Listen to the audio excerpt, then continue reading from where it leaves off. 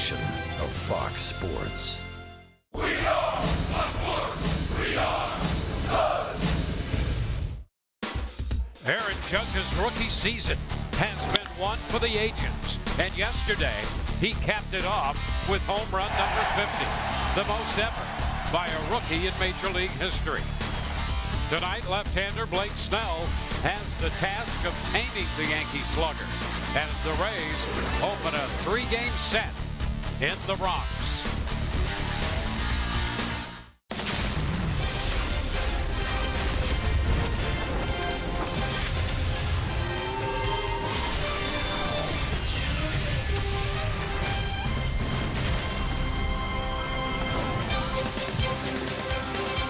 Tonight we greet you not from Times Square, but just a bit north. In fact, in the northernmost borough of New York City, the Bronx, home of Yankee Stadium, where the Rays open this series against the New York Yankees. Hi again, everyone. Welcome to an evening of Rays baseball with Brian Anderson, Dwayne Stats. Great to have you aboard. We'll be hearing from Alex Cordry as well. Well, the Rays and the New York Yankees. Rays open their road part of the season here in April. They're going to close out the road schedule here, and offense is the name of the game right now, starting with the Rays catcher Wilson Ramos. Yeah, we've been talking an awful lot about Wilson Ramos, and for good reason. He continues to put up big numbers. He's had a good last 5-6 weeks of the season. Let's focus on the last week and a half. The last 10 games for Wilson Ramos, look at those numbers. 441 on the average. He has 4 3-hit games, 4 home runs, 12 driven in, and you can see at the plate how calm and quiet he is, letting that ball travel, and with his strength, he's able to get that ball out and get it out in a hurry. Guess who else can do that? A big boy for the New York Yankees, Aaron Judge, and he has done it. With 2 home runs in the ball game yesterday afternoon, he has set the Major League Baseball rookie record with 50 home runs. You remember he had that slide after the All-Star break? Well, let me tell you something. His September has been red hot. 13 home runs so far this month. That is the most of any one month of his season, and we still have a week of baseball left to play. This is another guy, foul pole to foul pole. He can cover it. You'd better make your pitches. You'd be asking for a new baseball. Yeah, I was just going to say, looking at that video, he hits them all over the place to every part of this ballpark, and tasked with taming that big power bat will be the Rays lefty Blake Snell, and things have gone very well for Blake over the past 5 to now close to 6 weeks. Listen, I'm going to tell you something. You feel good about your chances with Blake Snell on the mound right now, because you go back to August the 10th. That was a start that he made against the Cleveland Indians. Threw the ball well in that start and has not looked back in turning around his season. He was winless going into that start, but since August the 10th, he's got a perfect 4-0 record in 8 starts, and look at the ERA of 2.57, 49 innings, so he's averaged just over 6 innings per start. He's kept the ball in the yard, only 3 home runs given up, and he has been in attack mode, working quickly and throwing a lot more strikes. First of 3 here in New York in the Bronx against the Yankees, and a couple left-handers, Blake Snell, a couple of young lefties, and Jordan Montgomery will oppose him. Rays and the Yankees coming up after this.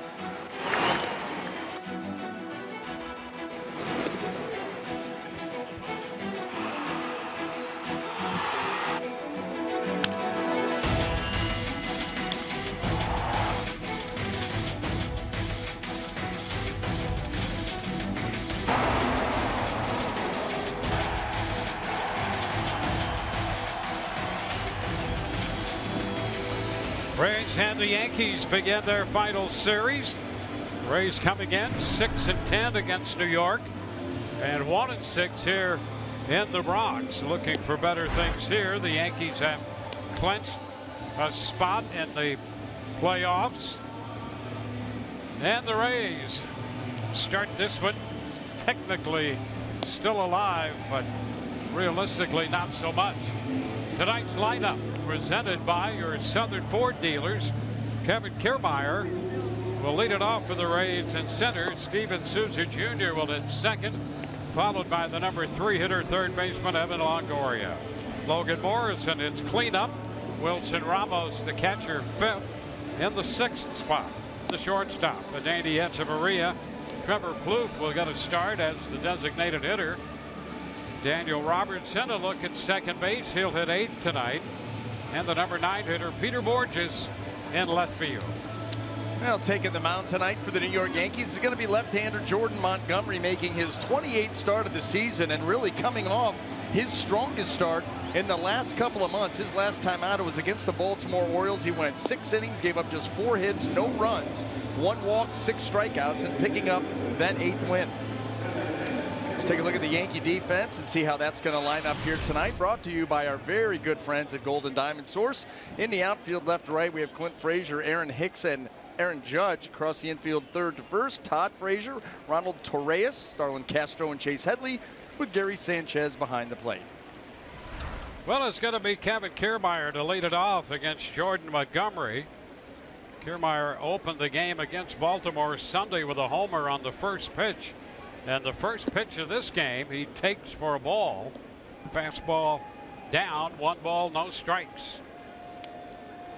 Kiermaier with 15 home runs and an average of 276. He has a good cut at that fastball up and out over the plate, and he fouled it right back. Yeah, those are the types of pitches where Kiermaier has really hurt opposing pitchers, especially early in games. I mean, coming out of that leadoff spot, he's very, very aggressive on anything straight out over the plate.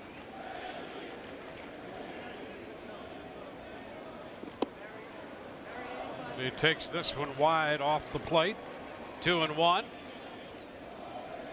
Jordan Montgomery, he's going to attack with fastball, curveball, slider, change. Of course, more sliders to the left-handed hitters, more curveballs, changeups to the righties. We'll take the count to 2-2. And you can already see, you know, much like Blake Snell, Blake Snell likes to work up in the zone. Both pitchers tall, and Jordan Montgomery is able to work a nice downhill angle. Todd Frazier goes to the right side of second base with this 2-2 count, and now it's a full count. Torreyes, the shortstop, the lone man defending on the left side.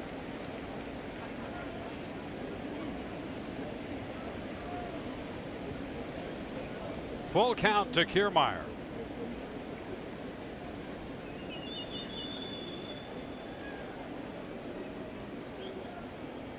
Ground ball headed up the middle. There's a base hit into center field to start this one for Kiermaier.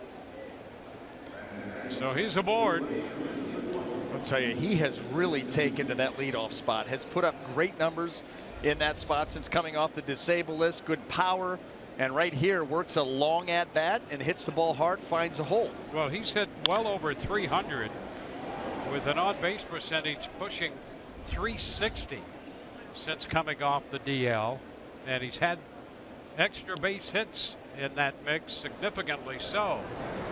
All good signs here for Kiermaier with a look toward the future in that spot. Here's Steven Souza Jr. Shortens and takes the pitch for a ball. Fastball down. Well, the Rays have had good success off Jordan Montgomery this season. 2 starts, and they've only covered a grand total of 7 1/3 innings. They've gotten him out of there early, and it'll probably be the same thing here tonight. Joe Girardi not going to wait a long time if Montgomery's not sharp. He gets a strike there. I think there's still that thought that the Yankees 4 back of the Red Sox with 6 to play. Tonight they're going to go all out. Maybe Boston stumbles the next couple of nights. and you can make this very, very close, because Girardi has said does not want to be a part of the wild card. He'll take it. Doesn't want to be there. Wants to win the division, although chances are slim. Ground ball. That's going to go through the hole on the left side. Up to second goes Kiermaier. First and second with nobody out.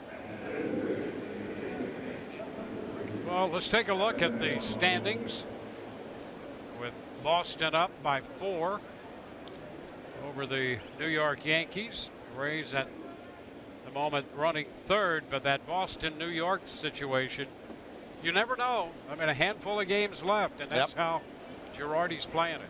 Yeah, I can remember when I was with the Angels in, I believe it was '95. We went into the final weekend of the season, 3 back of Oakland. They got swept, we swept, and ended up in a 1-game playoff with the Mariners. Or maybe it was the Oakland that swept the Mariners. Regardless, we ended up in a 1-game playoff up in Seattle, and Randy Johnson took matters into his own hands, and that was that. But you're right, you never know. Well, Evan Longoria swings and misses. Strike one. Evan, a home run short of his 5th consecutive season with at least 20 home runs. That would also give him 20 home runs or more in 9 of his first 10 years in the big leagues.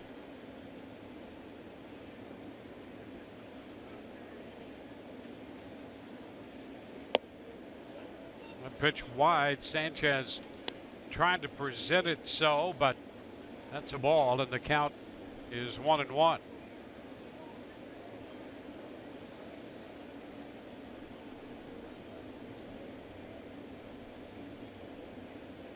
First inning threat for the Rays.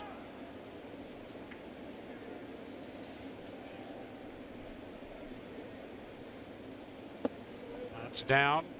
I don't think that you really get any plus out of what Jordan Montgomery is doing now, and that is, I mean, really slowing this down. First of all, you're not even in rhythm right now, and as much time as he's taking after coming set and looking back at second, over at first, back to second, holding the ball for a long time, don't expect him to get any kind of rhythm anytime soon.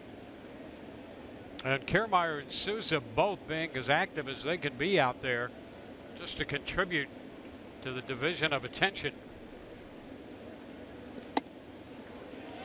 Now a strike.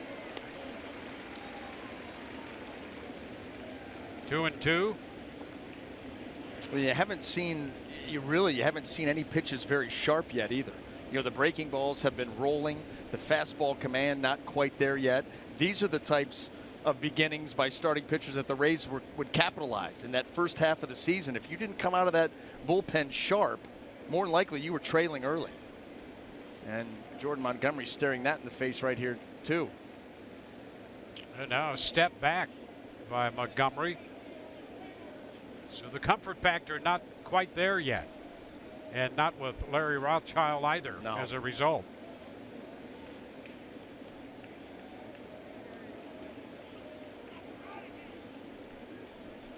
I mean, just look how long he's taking to deliver. There's a liner down the left side. That will be foul into the stands and back out again.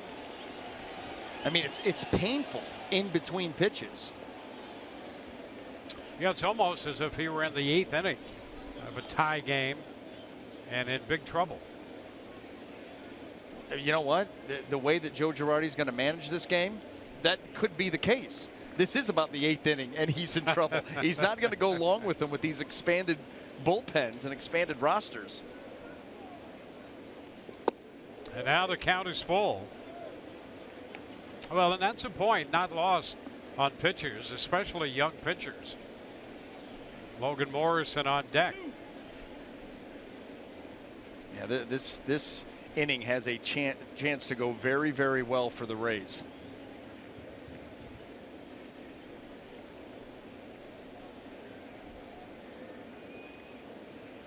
Ground ball outside of third, down beyond Charlie Montoyo, the Rays' third base coach.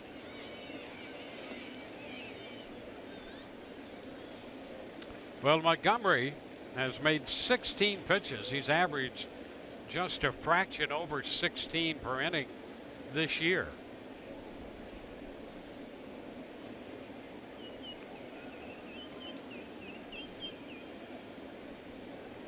And another pitch here to Longoria is high for ball 4, and he walks him to load the bases. Again, you're taking that much time in between pitches, thinking through everything far too long and thinking too much. You know, even when you've got the runner at second base and he's looking back at second, and then he's looking over at Souza. Souza's not going anywhere. Kiermaier's at second. A cursory glance at best, but there's no reason to stare him back. You got a runner at second.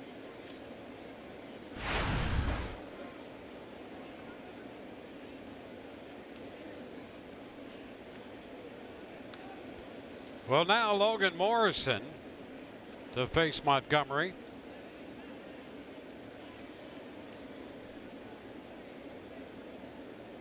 Logan 6th in the league with 37 home runs, and he takes the first one in there, strike 1.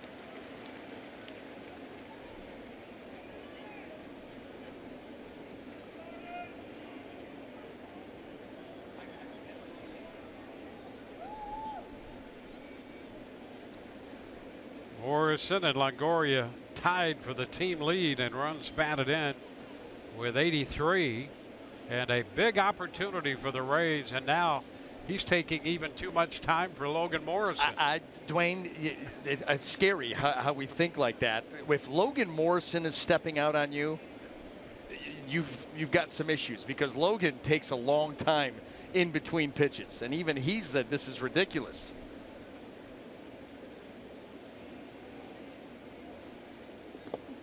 That one is low, blocked by Sanchez. And now it's 1-1.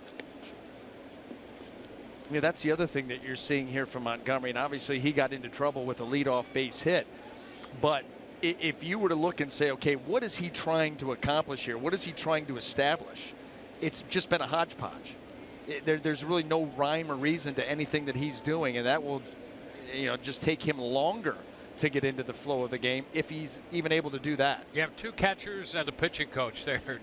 Girardi, Pena, and Rothschild beside themselves. Hot shot, well foul, however, deep into the stands. Morrison jumped on the fastball, pulled it foul.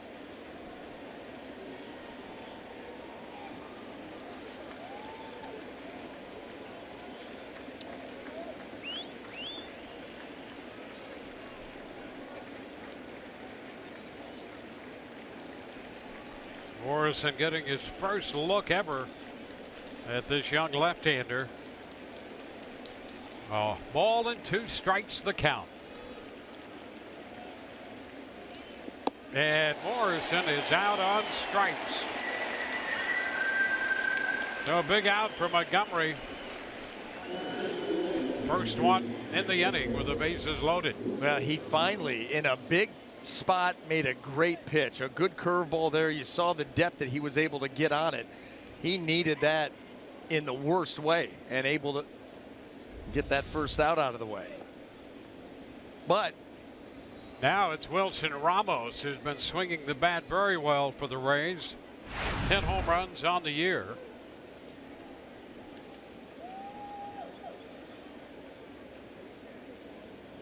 Ramos with the bases loaded, hit a grand slam in Baltimore and shoots this one deep into center field. Hicks will go to the wall, leap, and that ball is caught by Hicks.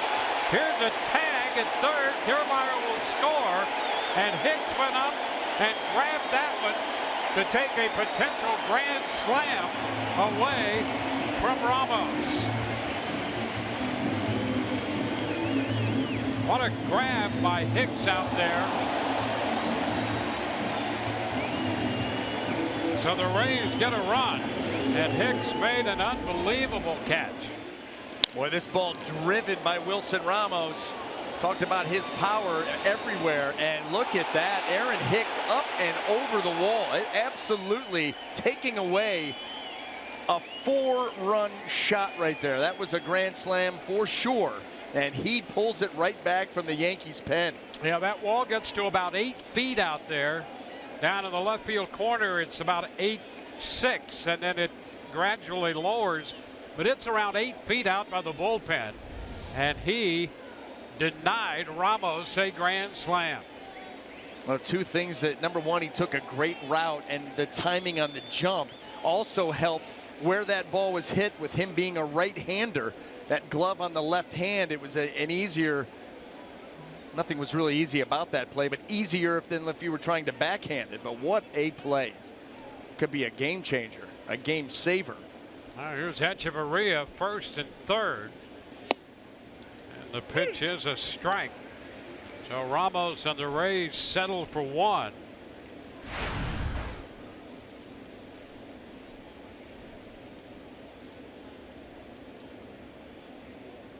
Hicks just coming off the disabled list. He had an oblique strain. And he might have strained one there.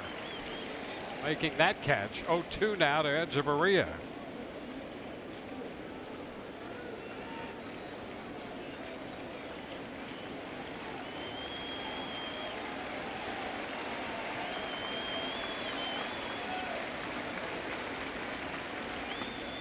It's too low. 1 ball, 2 strikes. Really nice job there by Gary Sanchez. That's a slider in the dirt. That runner on third cannot afford to let that ball get away. Nice job of blocking it and keeping it close. Longoria first. Souza Jr. over at third.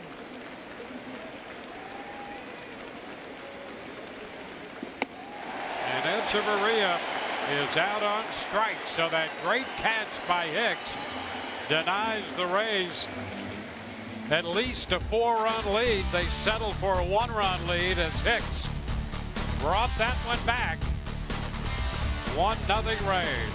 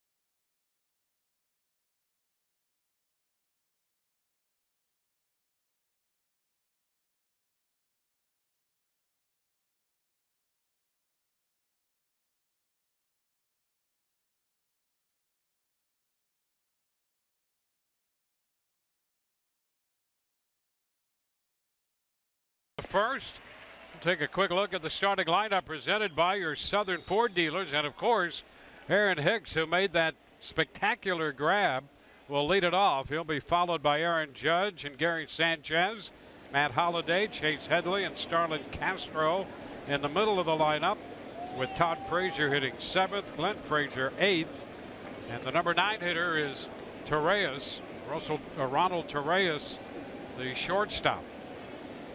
Well, Blake Snell making his 23rd start, the record 4-6. All 4 of those wins coming in his last 8 starts. He's lowered that ERA all the way down to 4.01, 121 in the 3rd innings. So here's Hicks, and the first pitch from Blake Snell, and there's a fastball and a strike on that outside part of the plate. Hicks Hitting .265, had the left oblique strain that kept him out for most of the month of September. 1-1 the count.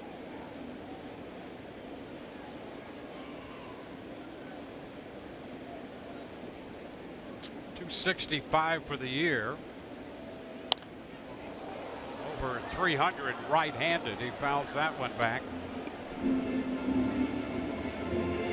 You go back to the spring, and it was Hicks or Judge for the right field job. And that wasn't named until the final few days of spring training. It was that close all the way down the wire.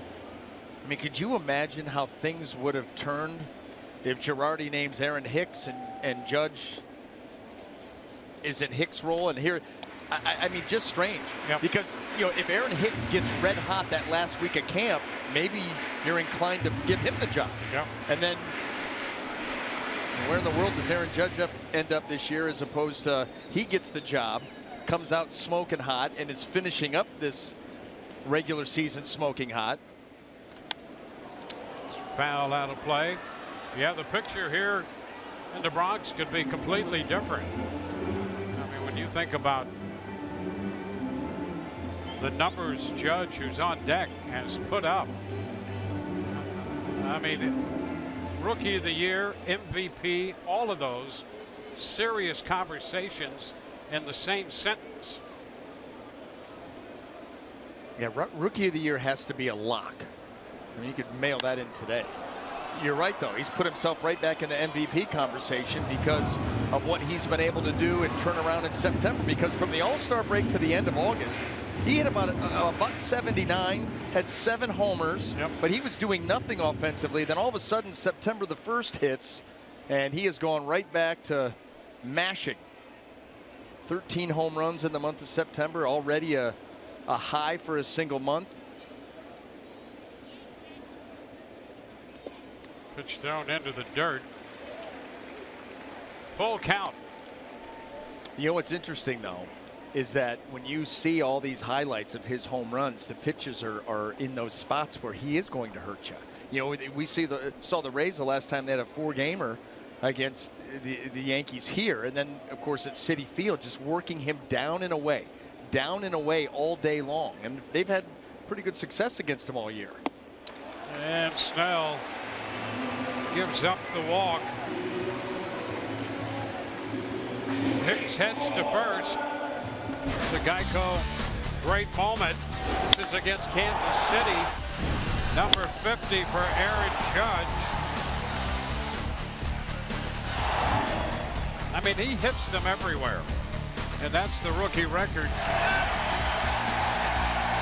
And he's such a humble young man. He doesn't seek the limelight except with his play. So Judge up here takes a big cut. Strike one. Oh, take a look at the breakout of home runs. Left, center, and right. And right down either line. And all points in between. Yeah, he's so big and strong and creates so much leverage with that 6'7" frame that he can just lift the ball and flip it out of anywhere. Quickly, an 0-2 count. Snell out in front. I will say, though, the Rays have pitched him tough all season, and they really have not changed their approach. A lot of stuff down in the zone, most of it down and away. You know, occasionally, if you get him leaning or feel like he's leaning, you can bust one in and surprise him. But they've done a good job against him.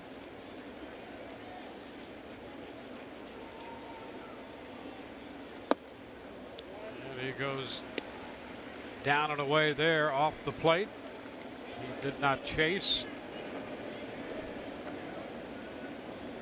50 home runs, 108 runs batted in. Struck out over 200 times and has walked 120 times. Remember, he had that, what was it, 37-game streak of at least one strikeout? I mean, that was part of that, you know, late July and all of August swoon that he was in. But I'll tell you what, for a rookie to battle his way through that and come out and now having the September that he is, that's pretty impressive.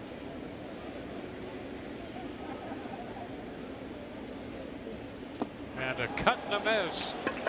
So a nice job there by Snell, working him very well, and he picks up the strikeout. Same old stuff, staying down and away primarily.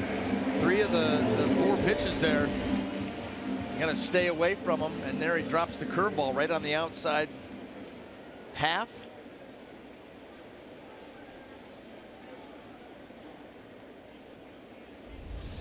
So a walk and a strikeout in the bottom of the first, and here is Gary Sanchez. Sanchez, 33 home runs. Runner takes off, pitch is a ball, and the throw down is not in time. Picks up a steal. 5th stolen base in 7 attempts against Snell. Well, the Yankees is a group about middle of the pack, but right there against a left-hander, you're going to go off first move, and he caught Blake Snell right there with a high leg kick and is able to get out there safely and get a new belt here. Tough slide.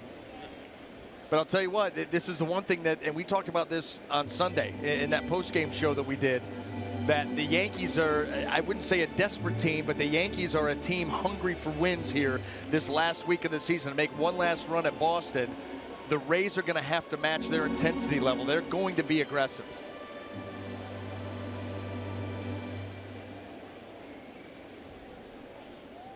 So Hicks is now in scoring position with that stolen base. Sanchez with a 1-0 count.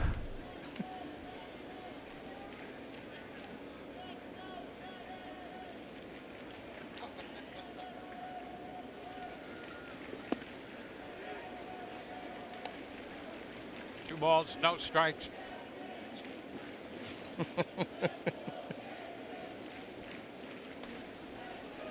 Dwayne, did I just hear something about a flaring up of your back? Well, it does from time to time. 2-0 the count here to Sanchez.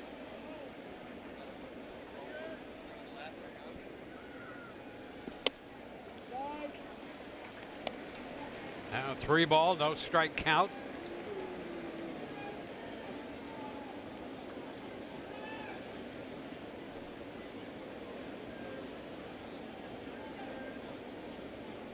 On deck is Matt Holliday.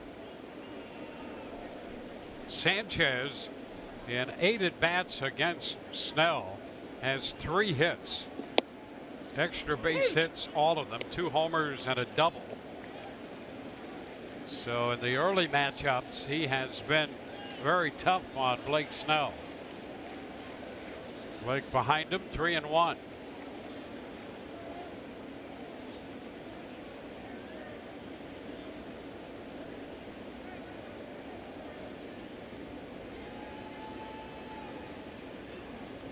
To step back, Blake wants to talk with Ramos. These are important starts. When you talk about the development of a young pitcher like Blake Snell, and we talked about how he's been on this nice little run since early August. And when you're getting and the Rays obviously still playing for something. I mean, they're not mathematically eliminated yet. However, realistically, that's probably not going to be the case. But when you're facing teams, you get the chill in the air, teams that are playoff bound, playing for bigger things in a tough home ballpark for them, for you to play in. These starts, you can really learn a lot about a young pitcher. Growing moments. And that pitch is down, so he walks Sanchez. Couple walks here. The other side of that, he struggled back and forth, was with the Rays and back to AAA, back and forth. And now he's sort of hit his stride. Yeah. And he'd like to finish it out that way. Go home over the winter feeling very good about the way he finishes the year. And that's why I think that this is such a huge start, because it's part of that finishing kick, and it comes against the team looking to do something in October in their ballpark. What you don't like is 2 of the first 3 hitters he's walked. See, that's something that he's been able to avoid. He hasn't always been good with the first pitch strikes, but he's not allowed counts to get out of hand. He hasn't allowed counts to snowball on him with the 4 or 5 pitch walk, and here we already have a couple of them. Holiday takes a big cut at the fastball, fouls it back. 1-1. Our Toyota inside look breaks out the turnaround for Blake Snell. You can see the first 14, that 5 ERA, and that walk total high. Yeah, I mean, just look at the walks per 9. He cut that in half, basically. And so 2.57, you take that during the course of a season. Look what that did with the walks and hits per innings pitched. He's cut down on base runners. Now dealing with a veteran hitter, Holiday, and he goes 2-1 with him. We have said that time and time again since Blake Snell has stepped into the big leagues, that it's all about fastball command. And this last month and a half or so, that's what we've seen, and you start to see what this kid can be.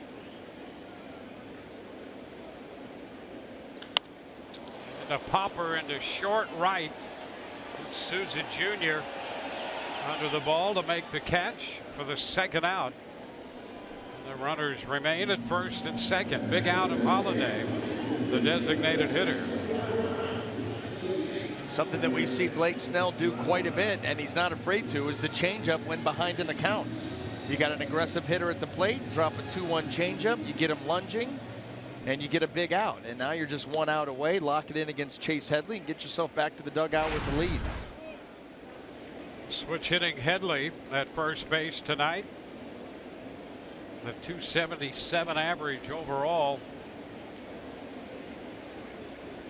3 of 12 against Snell.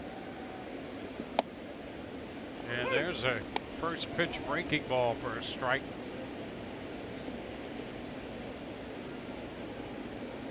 So a little different first pitch look there. The pitch was up, but just enough for him to take for a strike. A big cut, a little piece foul. 2 strikes now.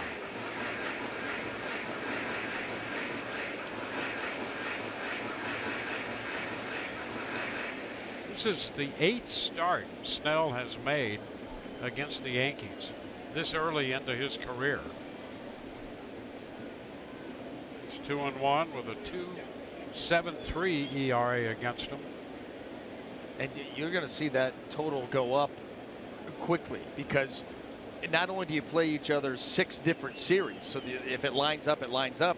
You want it to line up here. You want lefties pitching in this ballpark. There's a high fly ball, not too deep. Kiermaier is there and makes the catch. 2 walks and 2 left. We go to the second. It's 1-0 Tampa Bay.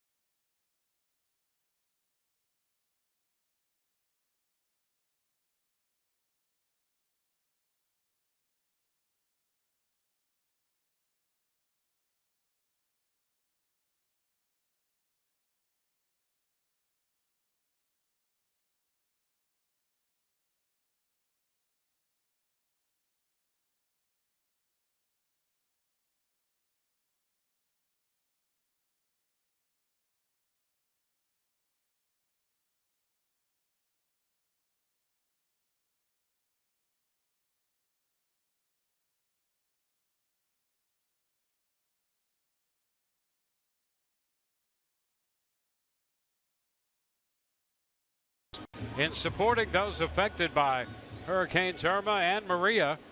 When our neighbors are in need, the Rays step up to make a difference. Donate at ucaring.com/Rays Hurricane Relief.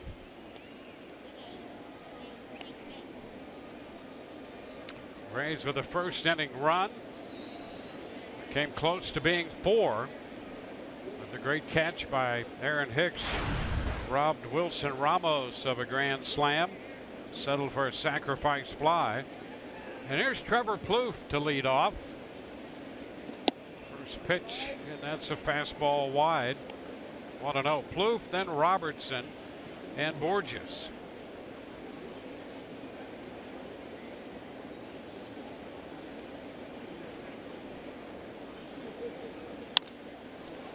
Lifted into right.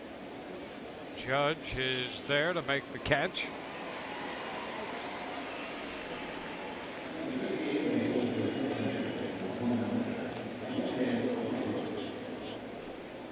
Now Daniel Robertson.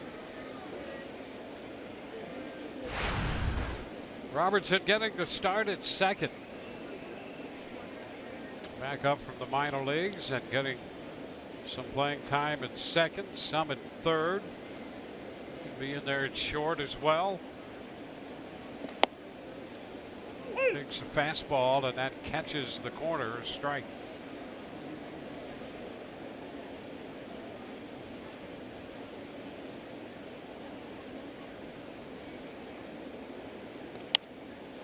Popped up, that pitch in on him, and that is Castro in short right out from second base. Well, it turned out to be a slider that had more characteristics consistent with a cutter. That ball got in on Daniel Robertson. Not often you're going to get jammed on a slider, but that ball stayed pretty flat. And 2 quick outs here for Montgomery.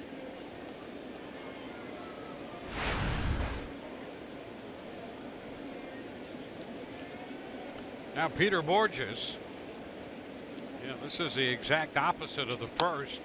Borges after the first pitch fouling it.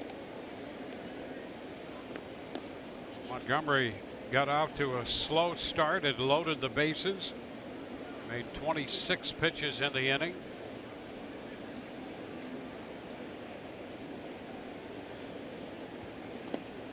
This one is down. So far, only 6 pitches here in the second. 2 quick outs. Try to get that thing right back in line, and if he's able to get a third quick out, he'd be in good shape.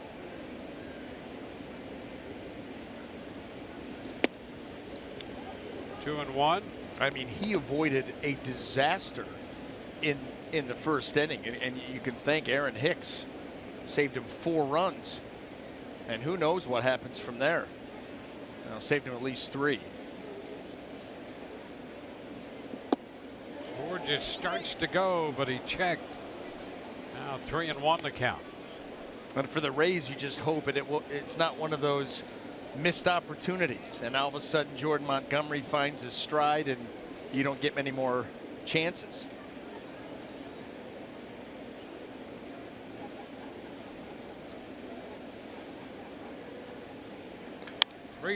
And it's skied into short center. That's Hicks, the center fielder, grabbing it.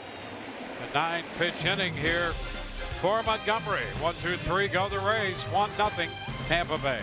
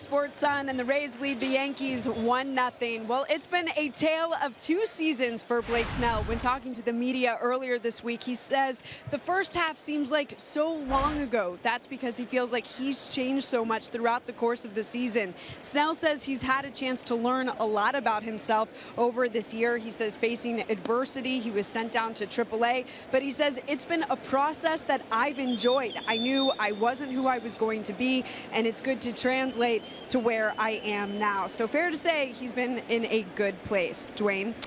Well, and he's certainly looking to finish this season in a good place. Getting out of that first with no runs could be a lift for him, and let's see how the second inning goes. Want to know the count. What you want to see from Blake Snell is, get back in the strike zone early. And if not the first pitch, at least within the first two, and go from there. And that's something that he's been doing a great job of during this current winning streak that he's been on for the last 8 starts. Hey, he went into that start, Dwayne. He was 0-6 with almost a 5. It was 4.98. And he's gotten it down to a 4.01, lowered his ERA by a run, and picked up 4 wins. Now a strike here to Castro.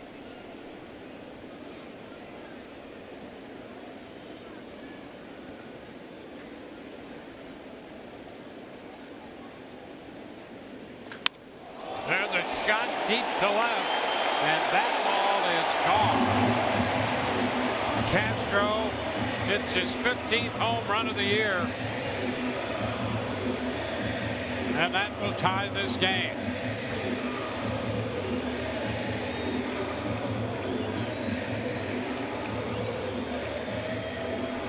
Well, we've seen Blake Snell in the past, those 2-1 counts featuring that changeup. But here with nobody on base to start an inning, he's going to be aggressive with the heater.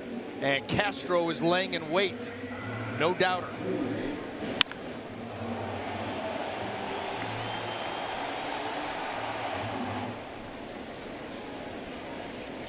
It's the 232nd home run for the Yankees. There's a shot out of the reach of Echeverria by Todd Frazier, and he is aboard. Home run and a base hit.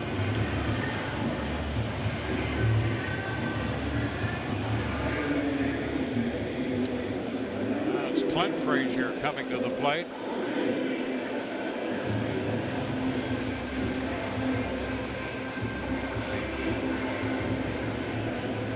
This is another hitter where the Rays have attacked him successfully, and a lot of times down and away, much like Aaron Judge.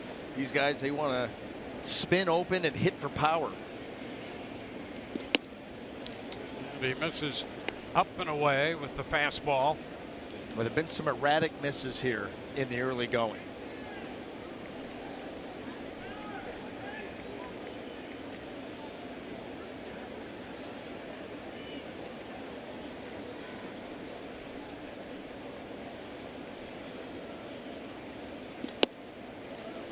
Upstairs again. 2-0.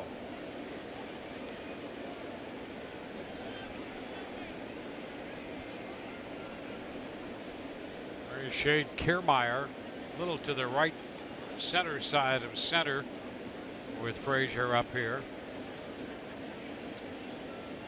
Opening a little bit of left center. And there's a cut and a miss. 2-1.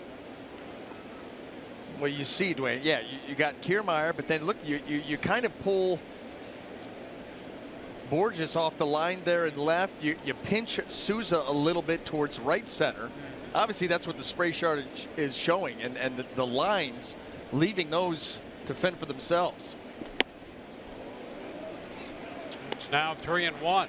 You'd almost be more worried about the right field line too than the left field line, because Blake Snell should be working him primarily away, mid upper 90s fastball, and you think about him shooting one down in the corner that way as opposed to turning on one into left field. But we'll see. Blake needs to get back into the zone. That That one is fouled away. Fastball a little bit off the plate, but out there. He could extend his arms a little bit. Was after that one fouling it. The count is full. That's where you got to be careful with these guys that have power. Away is good. Down and away. Sometimes up and away for a chase, but middle away, they can reach. And if they've got power, right field becomes very inviting on those pitches. To popper toward the line and right. Souza, a long run, can't get there. That's going to fall. And up to second base goes Frazier, Todd Frazier. As Clint Frazier dropped it just out of the reach of Souza Jr. Well, I was worried about the right field line, but for fastballs away, not sliders in. And this is just perfectly placed. Nobody can get there. Souza was too far away. We had already documented that. And with Logan Morrison holding the runner on and not back at his deep first base position, he's not going to be able to get there.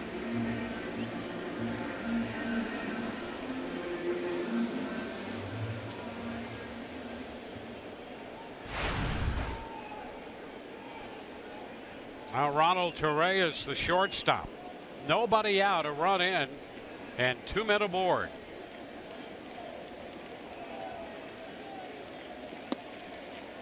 Strike one.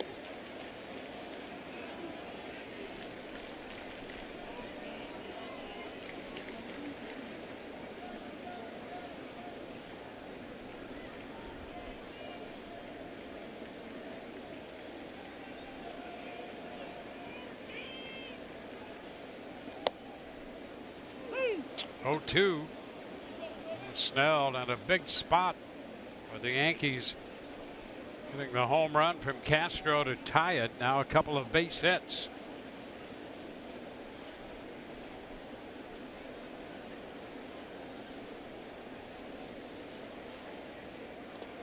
Blocked here by Ramos. That's a big block too, because that's a big curveball. And when you think about these Yankee hitters with nobody out, moving up 90 feet, now second and third, you take away the double play opportunity and you put 2 guys in scoring position.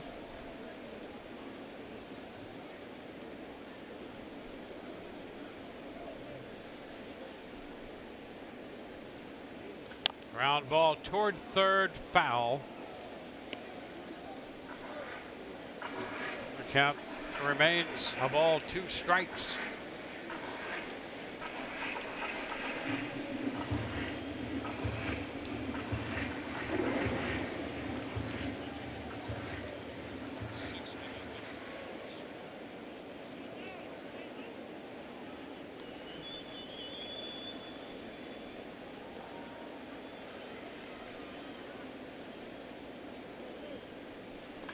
Ground ball through the hole left side. Charged by Borges. They're going to hold Todd Frazier at third. The bases are loaded with nobody out.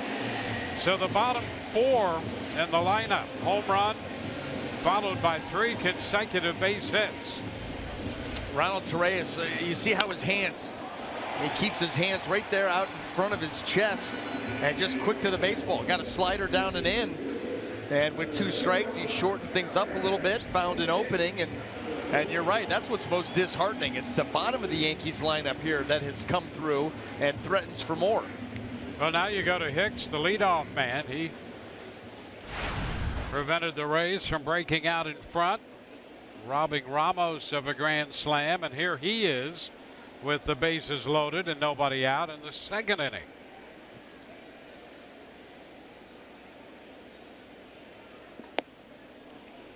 Fastball is high.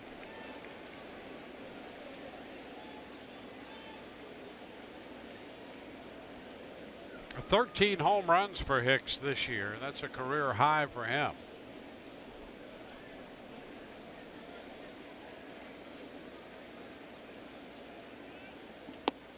Now a strike. Remember him with the Twins. They were very high on him. It did not work out over there. A lot of tools there for Hicks. And he's had a nice year here for the Yankees. Sometimes that changes scenery. Get different voices. And even this is something that you and I have talked about here recently. Even higher levels of competition. Going up against Aaron Judge. Competition within your own team for playing time and for jobs, and that sometimes can bring out the best in guys. Yeah, I think that's a big motivator, and that's very important. 2-1. 3 balls and a strike. You see the misses. This is the changeup way down, the fastballs that have been arm side high. He's let a number of counts get away from him, where instead of it being 2-2 right now, it's 3-1. You really start to limit what you can do at that point.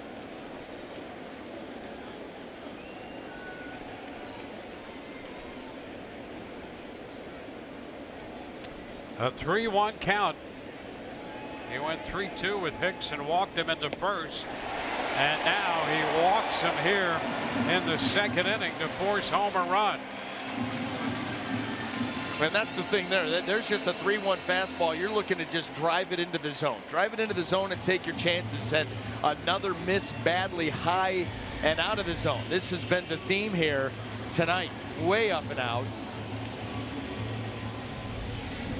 He had faced, that was his 10th hitter. Yeah. 4 3-ball counts.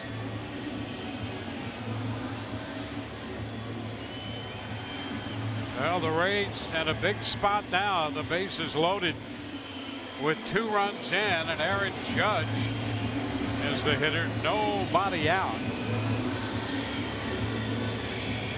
Jim Hickey, the Rays pitching coach, out there, and Dan Bellino, the plate umpire, goes out to move the conversation along.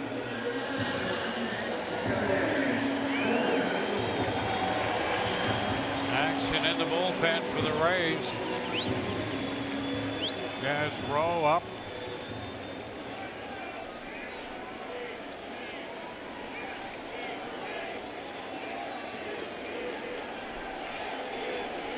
And here is Judge. He takes the pitch upstairs. 1-0.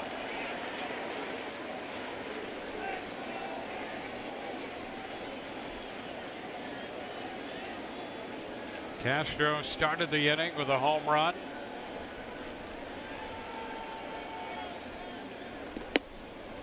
Up again about the same spot. 2-0. It's that arm side high. That is the big indication that things are speeding up on Blake Snell, because when things speed up, you start throwing pitches with your body. When you throw pitches with your body, your arm never catches up. Now this one down, and it's 3-0. Hickey probably telling them to get Chaz Rowe going quickly. You can't defense the walk, and you've got no chance if your pitcher can't find the zone. And he walks Judge on 4 straight pitches, forcing home another run. New York takes a 3-1 lead on back-to-back bases loaded walks.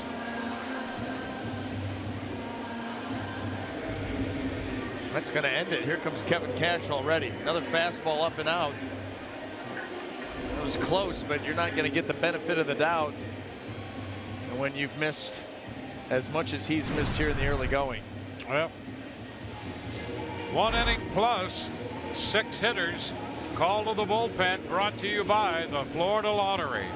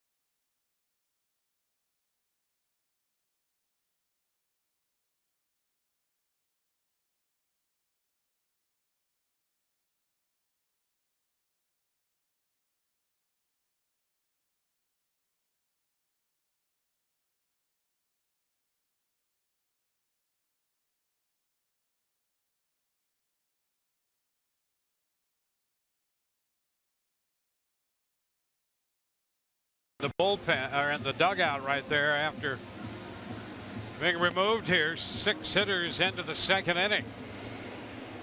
Enter your Lotto Fantasy 5 or all new fast play ticket in the Florida Lottery Game Day Cash promotion. You can win a 2018 Lazy Days RV motorhome, over $200,000 in cash prizes, bowl tickets, season tickets, and more. Must be 18 or older to play. Play responsibly. You know, the one thing that you can see just in those little hand gestures, you know, Blake Snell's talking about driving that fastball downhill, and instead it was shooting up and away. And what ends up happening, and why that happens a lot of the time, is because the body gets started too soon. You're not staying tall over the rubber and driving downhill. The front side starts to drift, the arm can never catch up, and everything goes arm side high.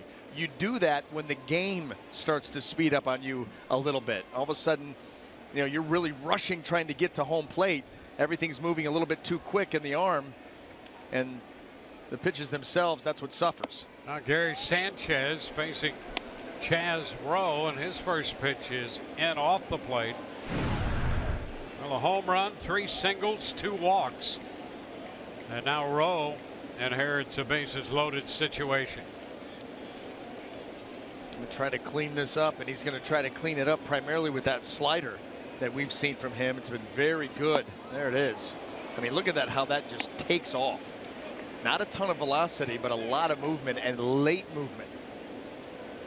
Yeah, he's made a case for himself since he joined the Rays.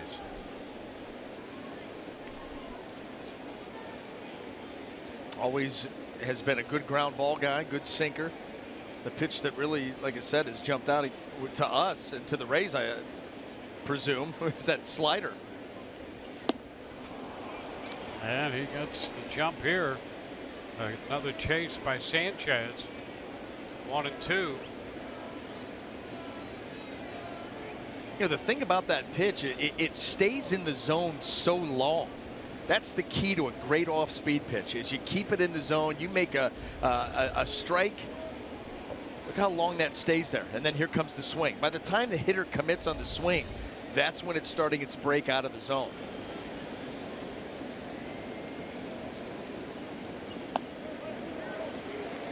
Now it's 2-2. So loading it up out there. Well, that's what he needs, a strikeout. Badly.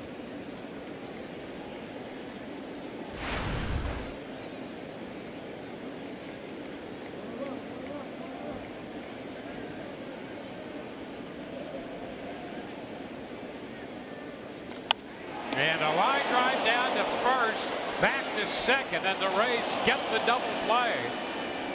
Morrison well off the bag, and he had to wait for Echeverria to get there at second base to complete the double play.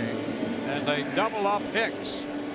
Wow, that fortunate, because Gary Sanchez, we finally got something other than the slider. He got a heater and he roped it. But look where Logan Morrison is. Doesn't even have to move, just catch, and now wait, lead him. Nice little pass there by Logan Morrison. Boy, that's pretty, and a great shot, clearly out.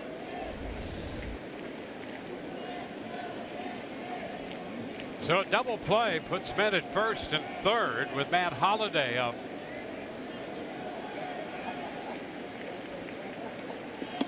And how about that one?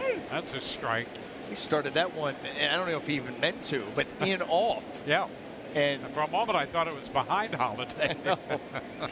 I tell you, he, Chaz Rowe's a tall guy, and tall, lanky.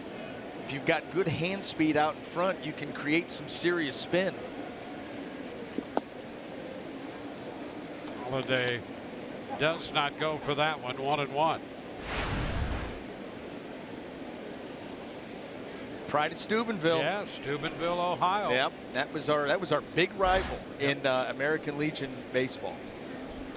They were a very, very good squad. There's a chase. 1-2. Some great stories there, I know. Yeah, well, my roommate in college, one of my roommates in college, Eric Sedgwick, he pitched for Steubenville. Chaz Rowe, Steubenville. A lot of good pitchers coming out of Steubenville.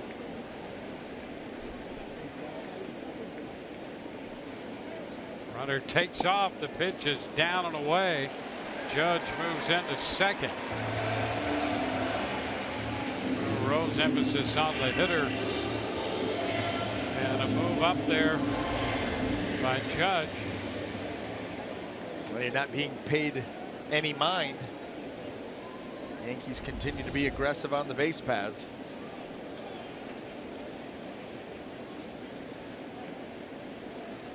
Been about the middle of the pack in stolen bases this year, leading in home runs. Oh, this one skips back to the backstop, and here comes the runner from third to Reyes, and over to second goes Judge. And it's now 4-1. Well, that was a slider that had way too much action on it, and Chaz Rowe ends up yanking that pitch, and Wilson Ramos really did not have a chance. I mean, this is outside of Ramos. And you try a late backhand, but there's nothing you can do there. And just think about how sloppy this inning has been for the Rays. 3 of the 4 runs so far have been walked in or wild pitched in. Not too good. It's a foul out of play. Yeah, and all 4 of the runs scored by the bottom 4 in the order.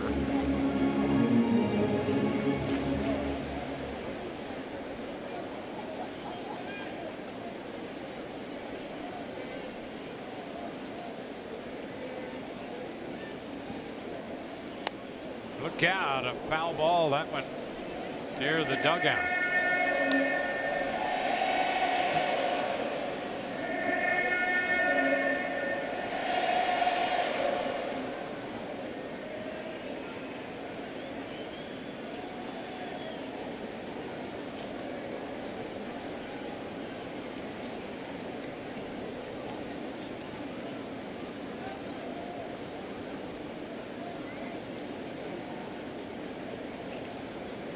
The 3-2 pitch to Holiday. Fly ball center field. Kiermaier is there to make the catch. 8 men come to the plate. 1 left, 4 score. And as bad as that is, it could have been worse. 4-1 New York.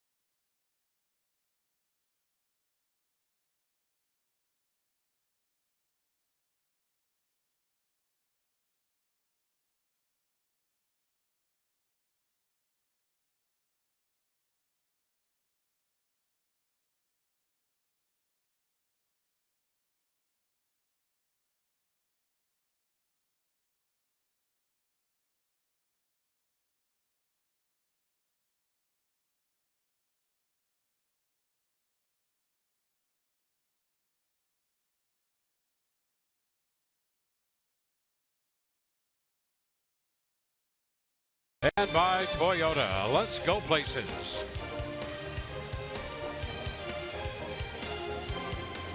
Compounding for the young lefty Blake Snell, who had been in such a great spot for about 6 weeks. Charged with 4 runs and an inning plus. And we go to the 3rd, top of the order for the Rays. Jordan Montgomery throws a strike to start the inning. Well, you hope that Blake Snell is afforded, an opportunity here at the end of the season to get one more started. His normal 5th day would line up to be Sunday, the final day of the season. Yep. And you hope that he gets that opportunity to wash this bad taste out of his mouth before the offseason.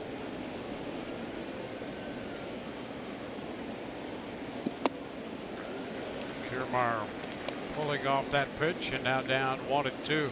No, you're right about that because he done such great work to get himself righted and pitching well consistently, and then to run into this.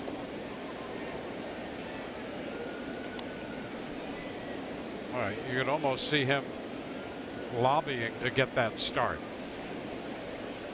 Even if it's one of those starts, you're going to get some other guys work. Go 3-4 innings. Yeah. You don't have to have 100 pitches, but go out there, get into a nice rhythm, and how about that for a strikeout? Yeah, he started to go after that one. Tried to hold up, and then down he went.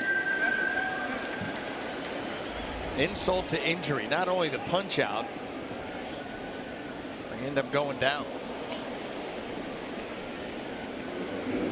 Another look at this. I'm not sure I've seen a hitter have that experience.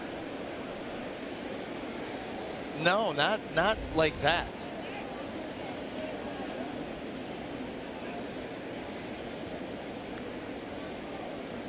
First out in the third strikeout for Montgomery.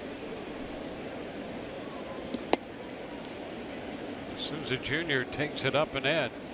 I think you see that. You hope that everybody's okay. Yeah. Oh, yeah. He went down in a heap. I think he's been spending a little bit too much time with Souza Jr.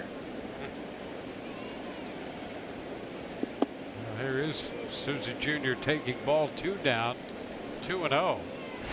Yeah, you could see that in back-to-back ABs. We could with Souza Jr. here. I mean, we see him.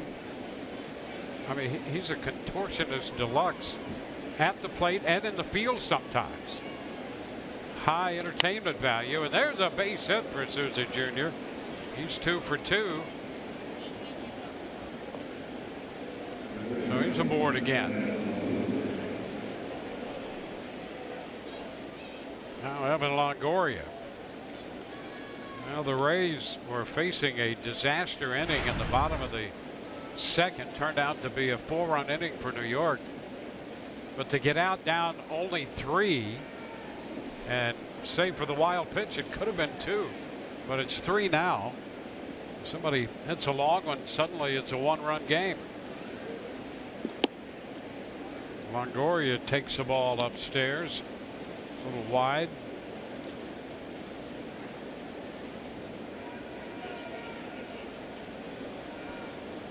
Well, the thing about Snell as well, he had in those 11 starts had averaged under, I think, 2.5 walks per 9 innings. So there'd been a couple of times when there might be an indication of this old flare up, but not like what we saw in the bottom of the second inning tonight. No. That's something that you saw early on, with Blake, where things would really speed up and get out of control on him. And he has been able to limit, those little stretches where it's a hitter or 2, it's a pitch or 2. It's not 4, 5, 6. Liner into left. Clint Frazier's right there to make the catch to retire Evan Longoria.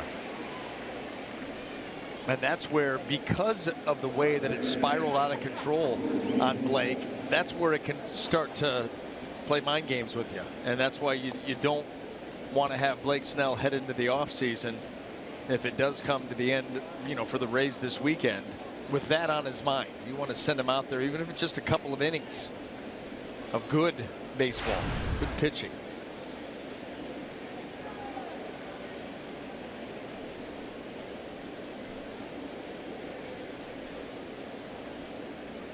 Now Logan Morrison lifts a popper on the left side. That's Torreyes hustling into foul territory to make the catch. And the Rays are out in the third. 4-1 New York.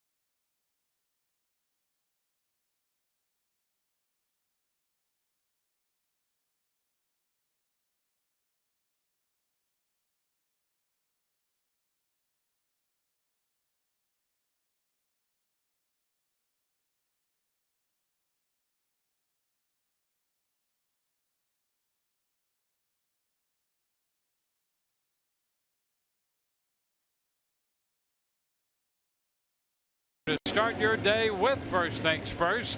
Weekday mornings on FS1. Chris Carter and Nick Wright. First Things First, weekdays at 6:30 a.m. Eastern, 5:30 Central on FS1. It's Chase Headley rolling it to the right side from short right field. He is out of there. Daniel Robertson takes care of Chase Headley's ground ball. One away. And now we'll get to Starlin Castro, who began the 4-run second inning with a home run. His 15th of the year. And Chaz Rowe came in with the bases loaded. Got a line drive double play and then a fly ball to center. But a wild pitch on Cork in between, allowing a run to score. Now Castro, the pitch is down.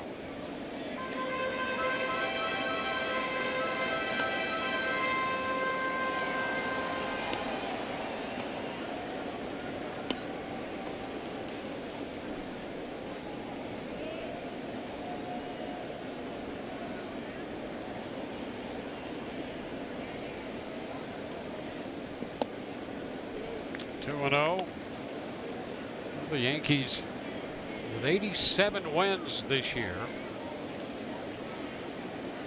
We have this series here with the Rays beginning a 3-game series. And then the Blue Jays are in for 3. 3-0 here to Castro.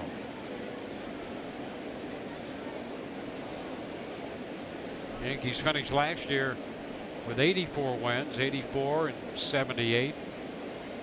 And that is up and in for ball 4. Getting Castro back.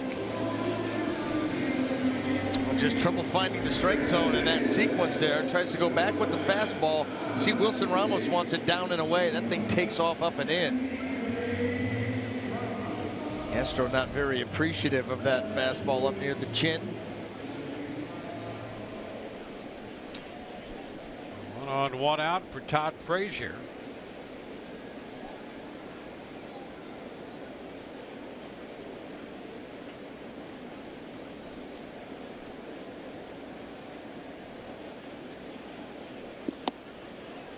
That pitch is a strike. So the Yankees, with counting this one 6 games left, trying to win 90 games for the first time since 2012.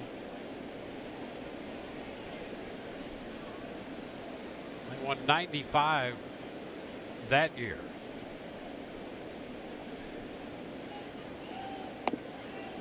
Now a strike 0-2, and one of the reasons you mentioned it earlier, I mean, they're still entertaining hopes that maybe with those 6 games left, the Red Sox stumble, they can catch them or maybe win the division. They're tired of winning a wild card. I mean, you got to win your way in. You get the wild card, you better win immediately. Frazier is out on strikes, 2 gone.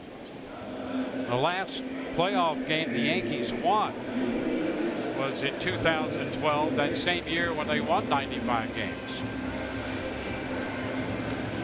Well, and you know, it figures to be a team that is going to be around. That's where it's going to be tough for the Rays. You know, this offseason when we watch how they try to reconfigure this team, they've got some very big and important decisions to make, because when you look at the Red Sox and the Yankees, who are 1-2 in the division right now with such a young core and capable of going out and doing more things to bolster their team, you figure in the next 3, 4, 5 years they're not going anywhere. Yep. And so the Rays are going to have to crack that. Either that or the best that you're looking to do in a year in out basis is second wild card. No one wants that. So, you know, to be able to make a dent, this is going to be a huge offseason for this team. How they try to fight back against these 2 behemoths. It's a 1-1 count to Frazier. It just has been, it's been very impressive how the Yankees have been able to retool like they have. Going from old, now they're going to go young, and it's probably going to take a few years to get it together, and here they are again. Yeah, think again. Yeah. Here they are again. 2-1 the count on Clint Frazier. You just started thinking about their squad around. Todd Frazier's going to be here for another year or two. Gregorius, good young player. Castro, same thing. Greg Bird, he's going to be your first baseman. He really hasn't played much this season. And then Clint Frazier, good young talent. Aaron Judge, Hicks. I mean, right down the line. Sanchez behind the dish. Sanchez catching, hitting home runs. The bullpen. Severino, has emerged. You got Sonny Gray. They're going to do more in the pitching end of things this offseason. Yep. So, going to be a challenge. But it always has been, I guess. There's a strike. It's 2-2. That's life in the AL East.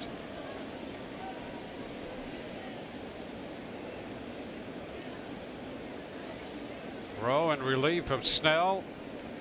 Rowe got credit for the full inning in the second. Now 2 outs with a man on in the third.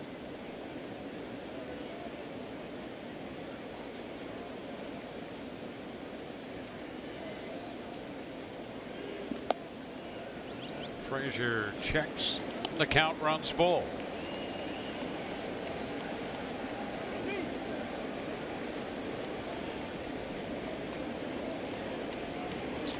Ronald Torreyes is on deck.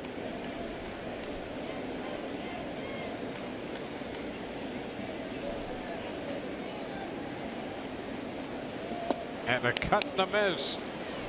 Frazier missed that one, chased it down and away. Couple of strikeouts in the inning, and we go to the fourth. 4-1 New York.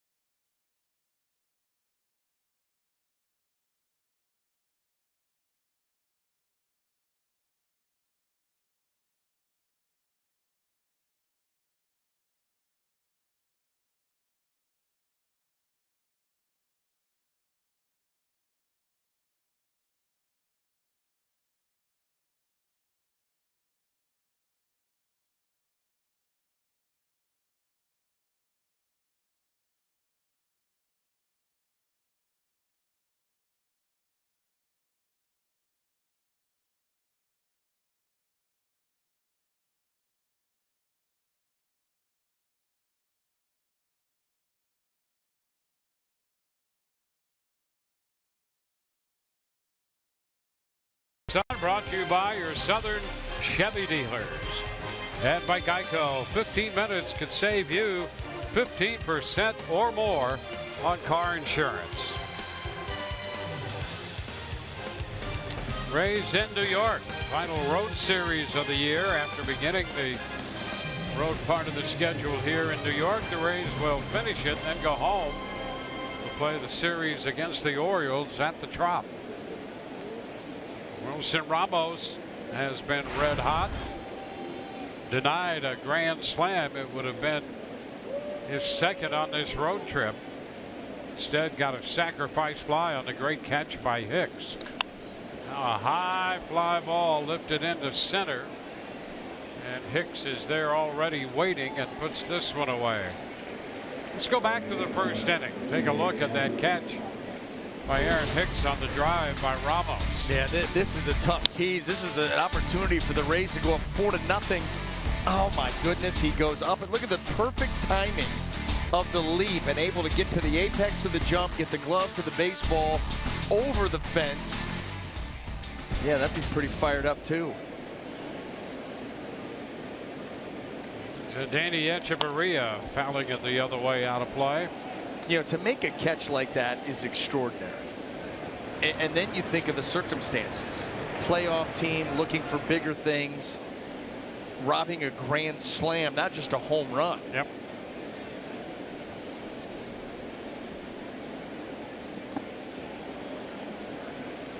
Echeverria down in the count 0-2. And then the Yankees come right back in the bottom of the second to put up 4. So they keep 4 off the board. Rays eventually get that 1 run on the fly ball. Now there's a swing and a miss, ball getting away, and Echeverria is going to head down to first.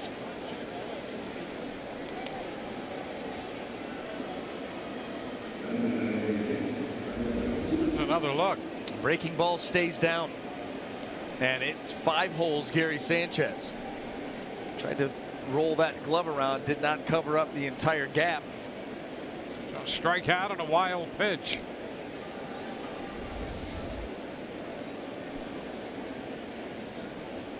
Echeverria's at first with 1 out for Trevor Plouffe.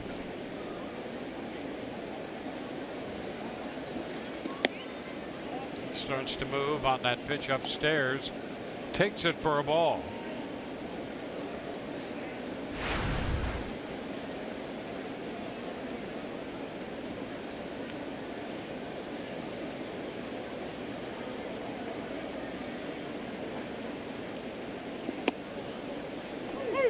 One and one. Plouffe came into this game overall this year hitting .203 with 8 home runs.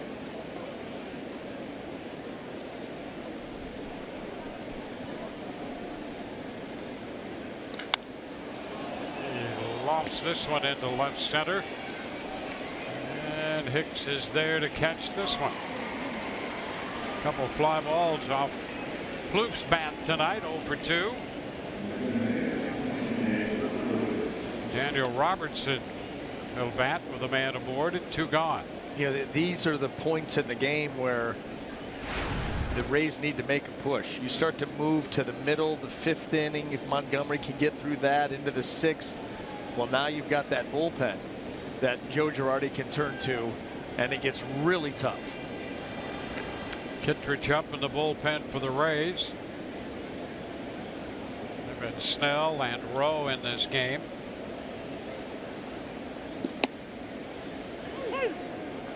Strike 1 to Daniel Robertson.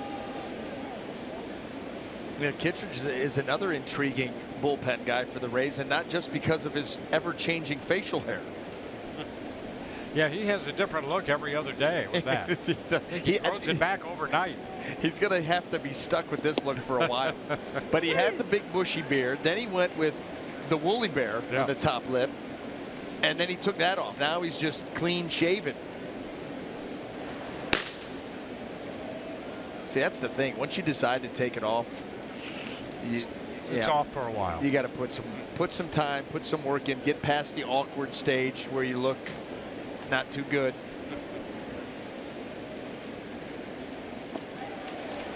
And a wave and a miss. Robertson strikes out.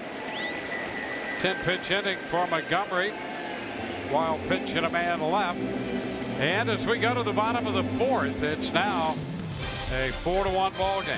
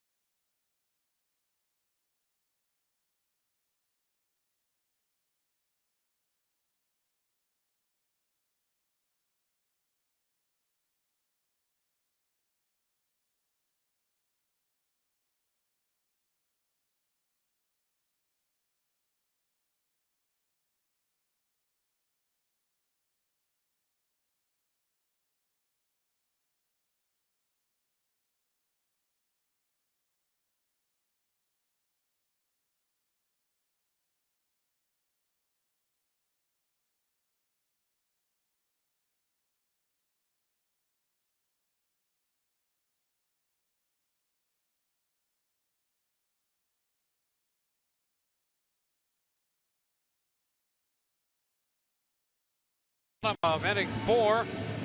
Be one of the first 15,000 fans this Saturday when the Rays host the Orioles and receive a burst car emblem courtesy of Florida Department of Transportation. Call 888-FAN-RAYS or visit RaysBaseball.com. The Rays had an early lead, threatened for a big first, settled for one. They now trail 4-1. The new pitcher is Andrew Kittredge out there, following Snell and Rowe. Torres with a one hopper, and that's Robertson on the shortstop side of second to make the play. That's a 4-3 in the scorebook, and the first out in the 4th.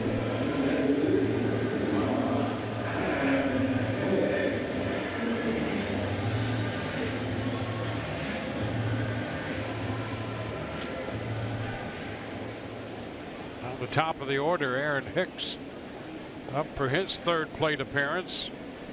2 walks, a steal. He walked with the bases loaded to pick up a run batted in the 2nd inning.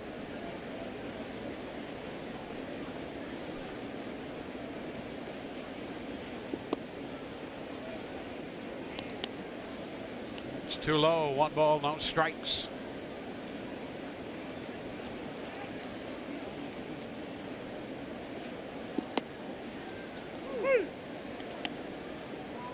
Well, Kittredge worked an inning in Saturday's game in Baltimore in relief of Jake Odorizzi.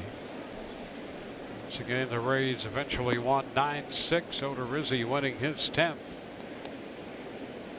to move his record to 10-8. Kittredge pitched an inning, struck out a couple, gave up a hit and a walk.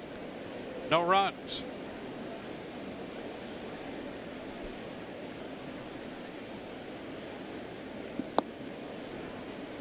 2-2 on Hicks. Nice slider there.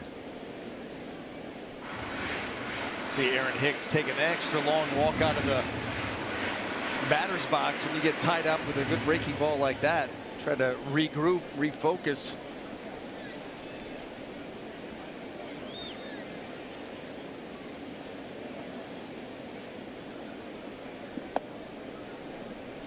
Well, the count will go full.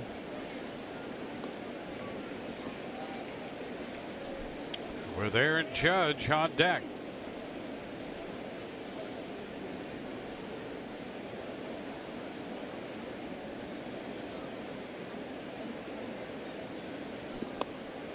And ball 4. Hicks for the 3rd time tonight walks. He's doing exactly what you want a leadoff man to do. Seeing a lot of pitches, working some ABs. He's having himself a night. Tonight's Cold Hard Facts brought to you by Clean Crisp Coors Light. Home runs by a rookie. Well, Aaron Judge tops that list now. Mark McGwire hit 49 in 1987, and Aaron Judge took care of that. First pitch is down 1-0. Retrieved the baseball for his parents. That's just in keeping with everything else that we hear and see about Aaron Judge. Yeah. I mean, very highly thought of. People that come into contact with him talk about how gracious he is, how humble he has stayed in this city with that kind of success. Remember early this year, I think it might have been the first series the Yankees were in at the Trop. And Alex sat down with him, and he was very courteous and forthcoming. Yeah. So a very likable young man. And boy, what a rookie year he has put together. I mean, you think about already the names in the same sentence with him. It's pretty amazing. Not only Yankee greats, but Ted Williams. There's a strike. We'll take the count to 1-2. Kittredge against Judge.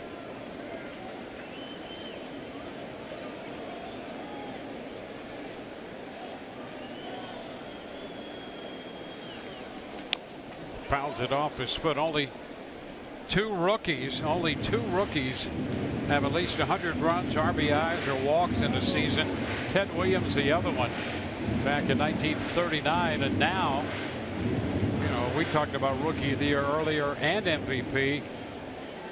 There are three great candidates right here, and Judge is right there with Altuve and Ramirez. Yeah, thankful for, you know, what he's been able to do in September, because he had worked his way kind of out of that conversation, and then here has this scorching month of September, and he's right back in it. Altuve, one of the more fun players to watch in the game. Jose Ramirez, how about that guy? I think that's a great story. He's been in Cleveland for the last couple of years, being just a great part of that ball club without a lot of fanfare. That's going to be fair into the corner. Hicks will go to third. It's going to be a double for Judge. And with one out, the Yankees have a major threat, second and third. 23rd double of the year for Aaron Judge.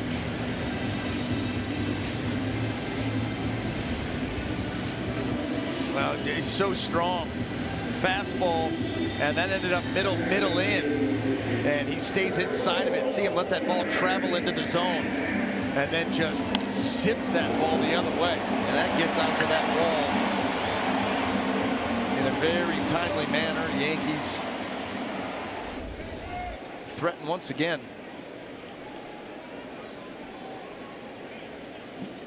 Umpires even like him, and he likes umpires. Jerry Lane, a little conversation going on with Aaron Judge. Infield up. Pitch is down, 1-0. Sanchez has walked and lined into a double play.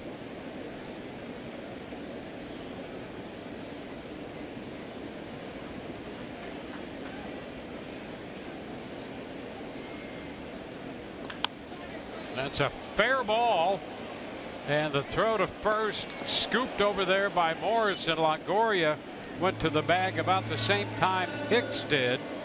Marvin Hudson made the safe call down there as Hicks got back to the bag, and Sanchez is out. Longoria to Morrison.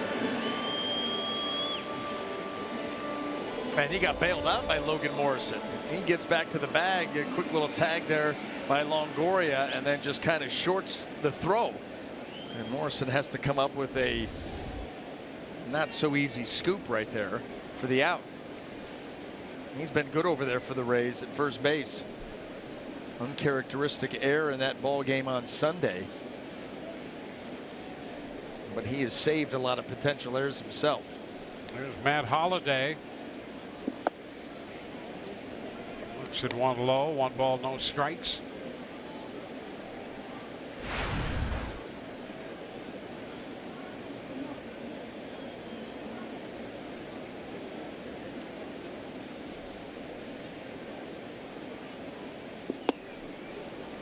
One and one.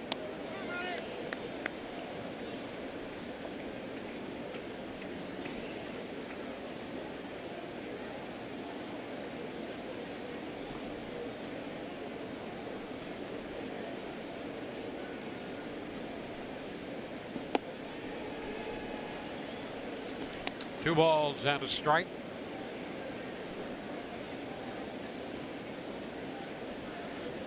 Well, the walk and the double. Second and third, 2 out, 6 at third. Judge at second. Slider tap foul, 2-2 to Holliday.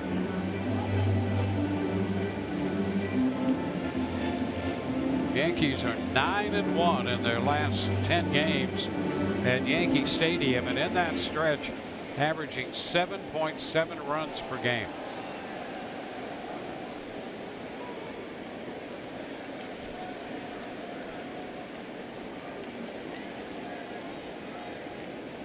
Two covered up by Ramos.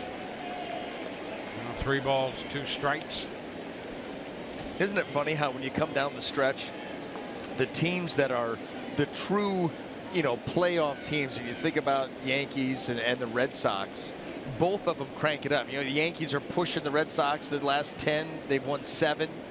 Well, the Red Sox have won 8. They've actually gained a game on them. I mean, just pushing each other the whole way.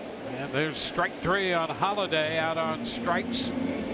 2 men left in scoring position. We go to the 5th. 4-1 New York.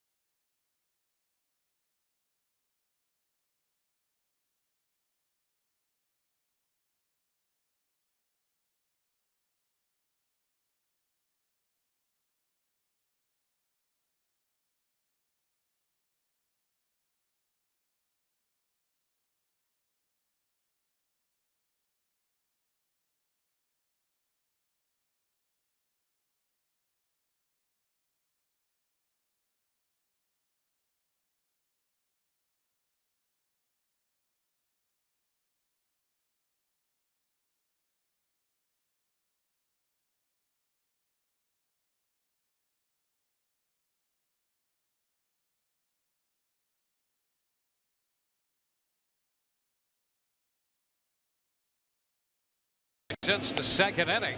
MLB.com at bat, your #1 mobile app for live Rays baseball.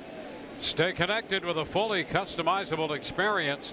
Get Rays home screen icons and app features, as well as game day, live game video highlights, news, and even more. Download MLB.com at bat today.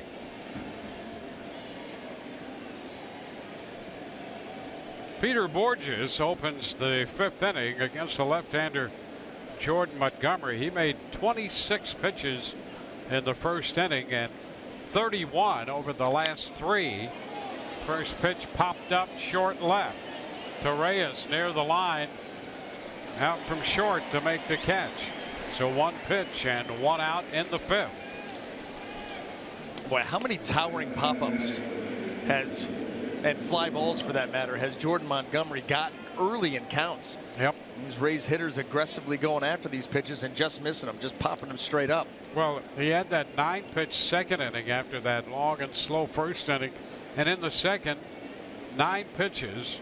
Plouffe pop fly to right. Robertson a pop to 2nd. Borges fly ball not too deep to center. Over and out. There you go. How about the last his last half inning? He had a 10-pitch inning. He actually got 4 outs. Yeah. With 2 strikeouts. That's right. How do you do that? Yep. And the strikeout was a 3-pitch strikeout and a wild pitch to Echeverria, and then the strikeout at the end of the inning was a 3-pitch strikeout. So the height of efficiency. Not wasting any time. Can't afford to. Saw Boxberger up in the bullpen for the Rays.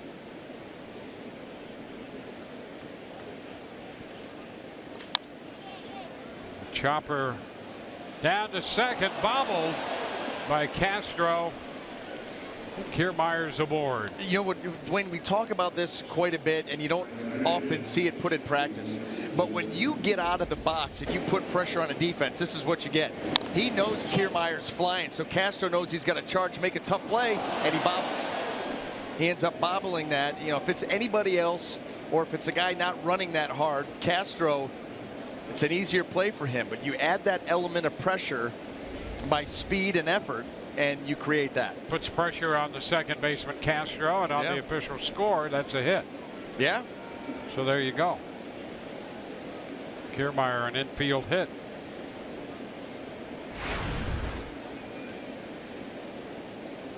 Man aboard. Here's Steven Souza Jr.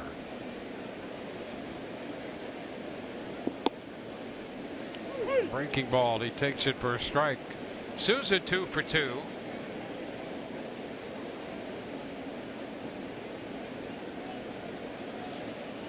Trying to get his average up over 240, 239 right now with the 2 hits tonight. And make it 3. Base hit into right. So he puts that one into play the other way.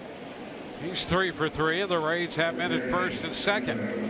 Yeah, and in a game where it feels like New York is running away with this, the tying runs at the plate halfway through the game, and I'm sure that Joe Girardi is going to think about maybe moving around that bullpen as the Rays start to get to Montgomery here a little bit.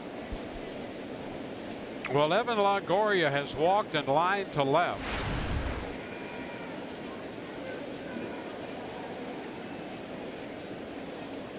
$19 home runs for Evan.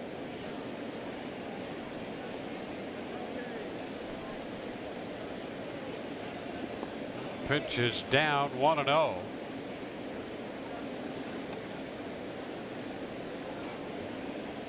Well, the Rays with 5 hits tonight. 2 men on right now. There's the breakout for Longoria against the Yankees. Second in games played and home runs. 104 runs batted in.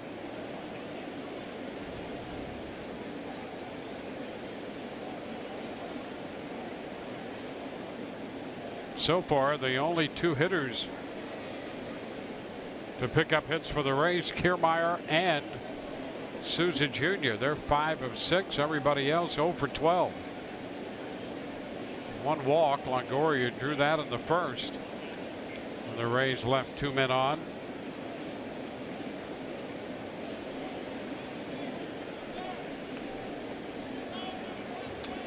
Hard throwing right-hander goes to work. Canely up in the bullpen.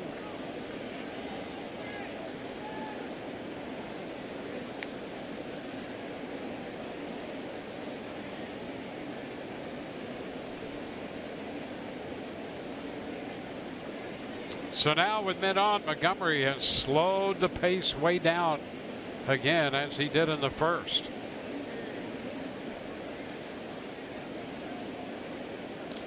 Up the right side, but foul. Slicing into the stands. Now it's 1-1.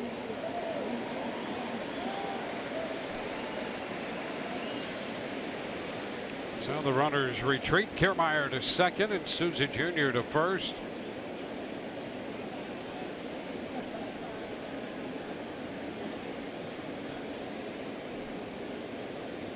The Rays got a run in the first. That has been it so far. 2-1.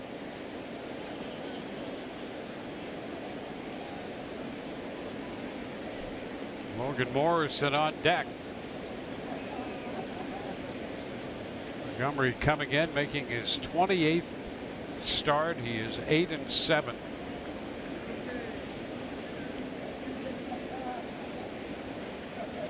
And the fastball is fouled right back. Boy, did you see the swing there by Longoria? I mean, when you see him go after a pitch with that type of swing, he only has one thing on his mind, and that was to tie this game up. Watch how long this swing gets with the uppercut. He is trying to launch right there and just missed it. You take your shot. You know, you get a count in your favor. You can be picky. Look for one pitch in one spot. 2-2. Lifts the fly ball into short right. A little popper. Judge and Castro out on what turns out to be an infield pop. Longoria is the second out. Tell you what, how about Jordan Montgomery here tonight with the curveball? That has taken center stage as the pitch of choice against this Rays lineup. A ton of them we've seen. now Logan Morrison. Been able to use it to get himself out of some trouble. He used it to strike out Logan Morrison with the bases loaded in the first.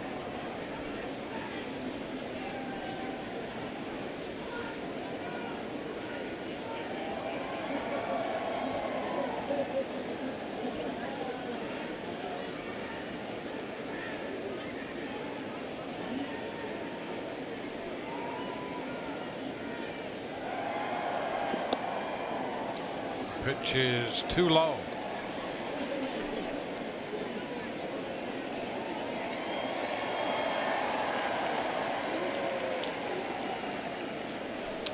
Well, Morrison up in a key spot. If the Rays had to do anything here, it's going to have to be with 2 outs after Longoria popped out.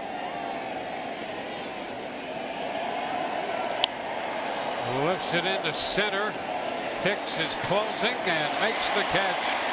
The Rays do not score. 2 hits, they leave 2.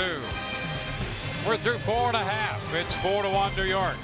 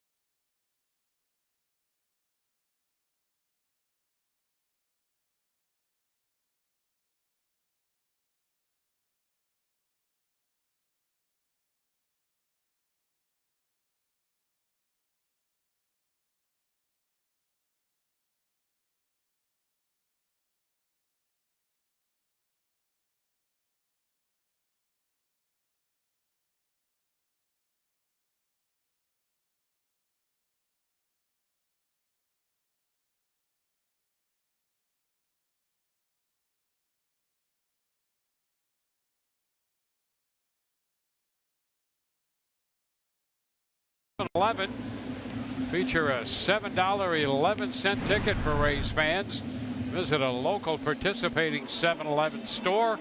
Pick up a Rays discount coupon for the game this Friday against the Orioles.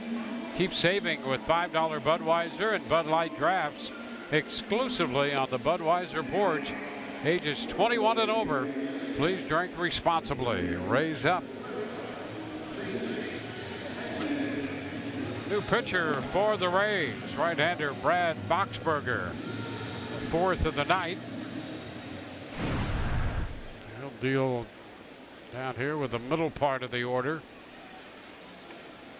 Well, he's run at some big strikeout numbers, 36 in just over 26 innings.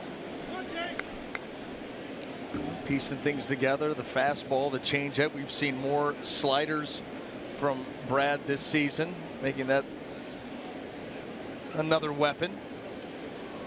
For the longest time, he was just primarily, here's 95 and 79, 95, 79.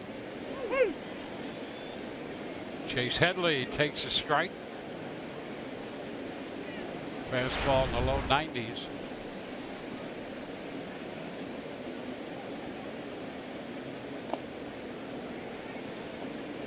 One and one.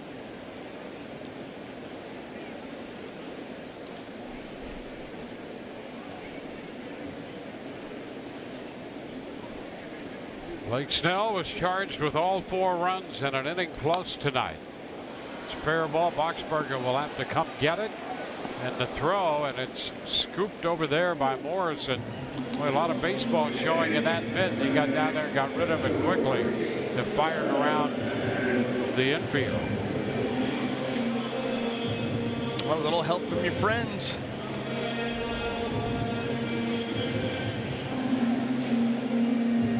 That ball just topped out in that impossible area. It's like a perfect bunt, and I'll tell you what, it almost looks like you got to challenge that. That foot came off the bag before that ball settled into the glove.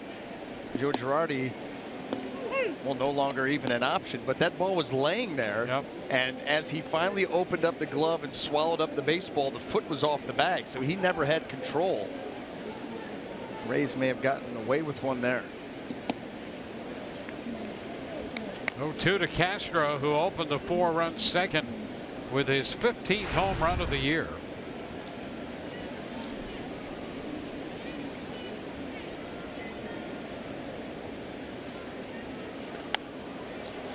Out of play.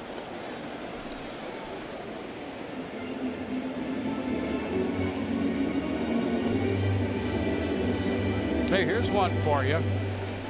Toronto and Boston. Yeah, well, New York up here 4-1, and Toronto right now all over Boston 5-1. Yeah, that game's in the bottom of the 6th at Fenway. Well, that's what the Yankees are talking about.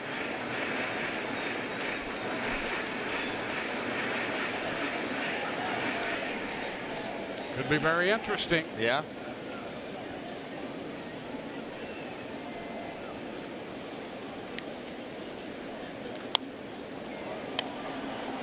Could you imagine if those two teams ended up tied and had to have a one-game playoff and then the wild card, a one-game playoff, Red Sox Yankees? Yep. Ew.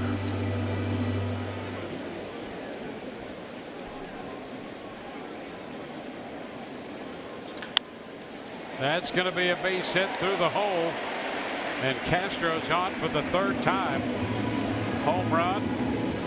Now a single and a walk in between.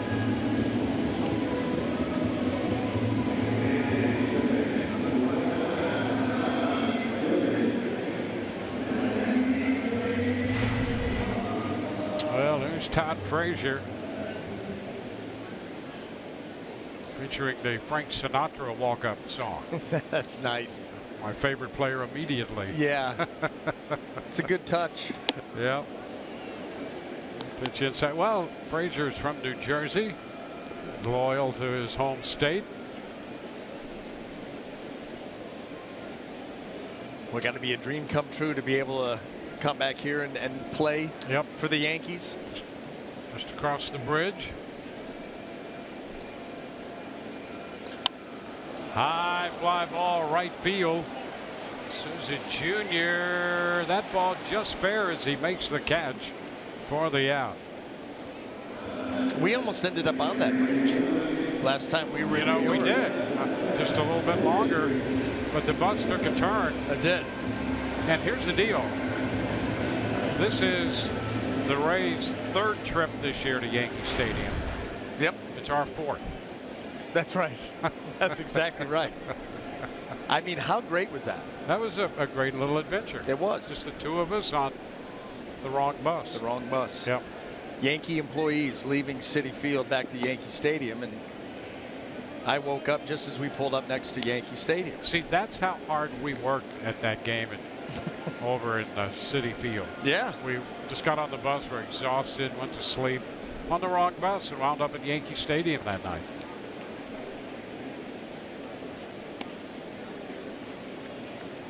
Over to first, and Castro's back in.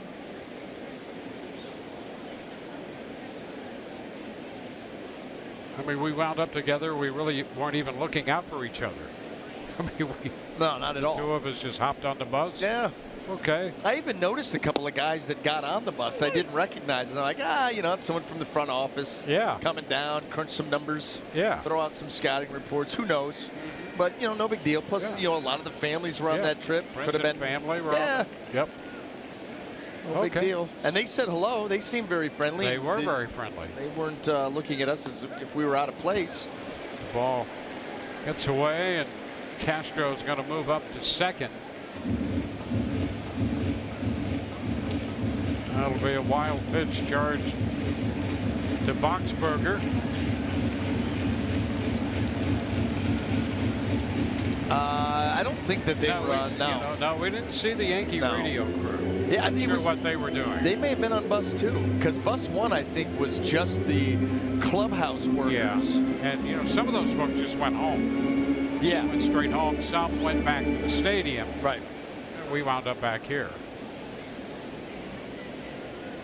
We eventually got back to our sweet hotel.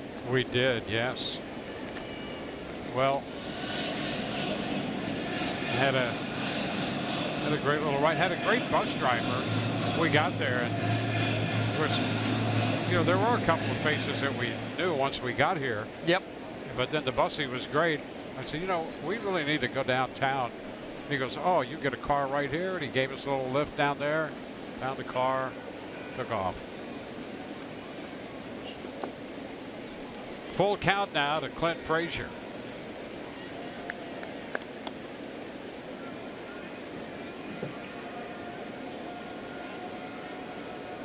Castro now at second on the wild pitch. Second of the night charge to Ray's pitching.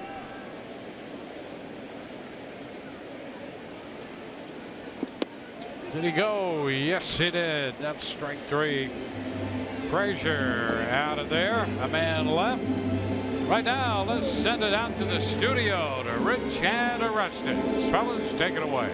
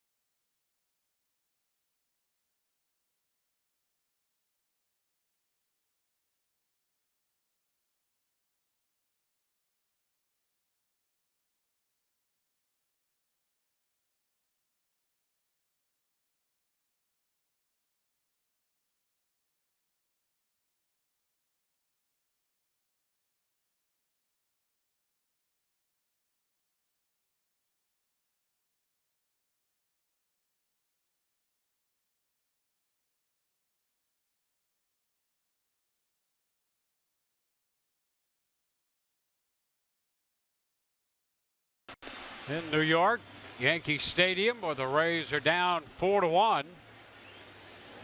They got a run in the first on what turned out to be a sacrifice fly. Wilson Ramos was robbed of a grand slam by that great catch in center made by Aaron Hicks. The Yankees scored 4 in the second. And it will be Ramos to lead off the 6th. Then Echeverria and Plouffe.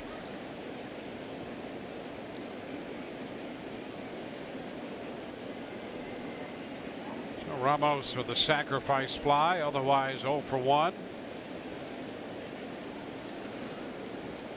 And about to step in against the left-hander Jordan Montgomery.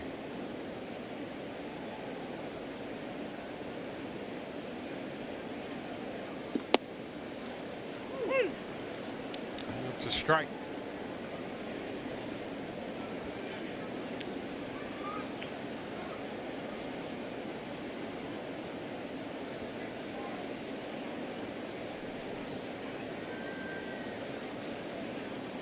One count.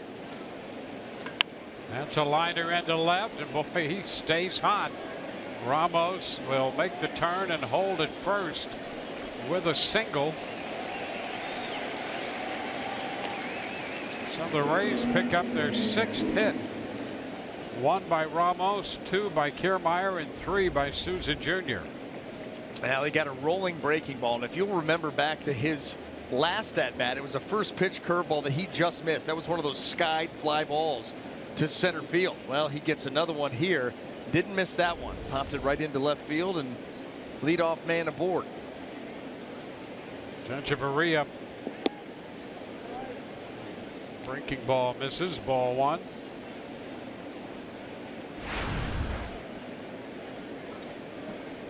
Couple of strikeouts for Danny Echeverria tonight.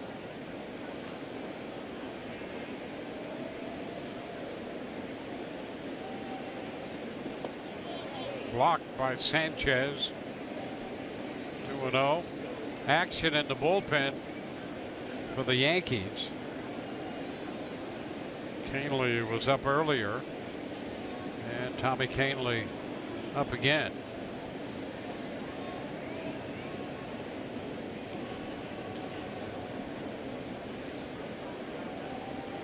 Echeverria ahead in the count, 2-0. Now it's 3 balls, no strikes. Well, then you would think right now that Girardi would not hesitate to go to the bullpen. No, this is it. This is going to be it. This base runner, if Echeverria is able to reach somehow, Montgomery's coming out of this game. At least he should. Strike, 3-1. You know, the Rays have had their chances against him. He got saved by his center fielder Aaron Hicks in the first. A couple other innings with multiple runners aboard and nothing to show. Maybe this is the one they pop through.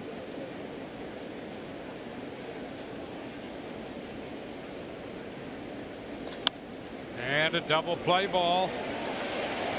Torreyes, Castro to Headley. After being down 3-0, he went 3-1 and throws the 6-4-3 double play.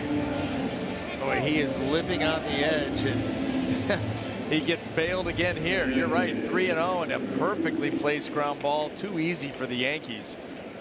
They turned the double play. You know that they had, coming into this game, Dwayne, had turned the fewest double plays in Major League Baseball, and the next closest team had 27 more. Wow.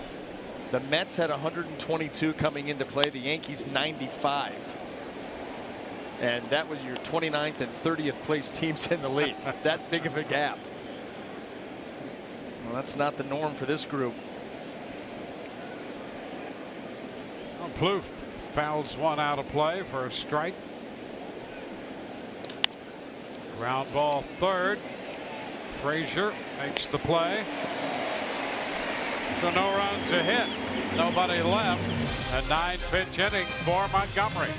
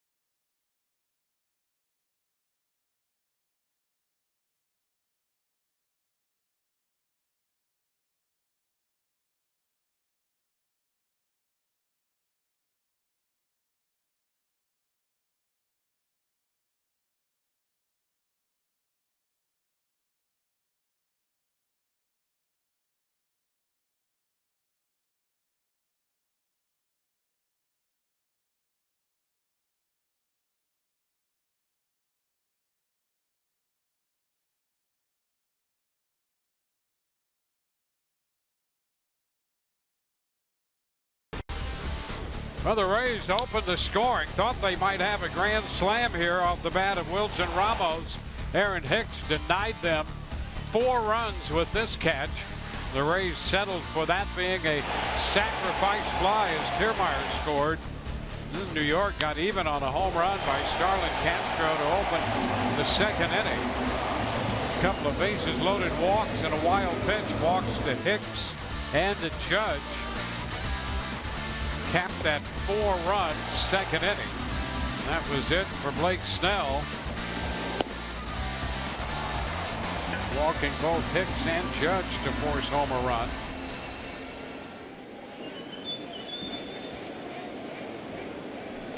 And we go to the bottom of the 6th.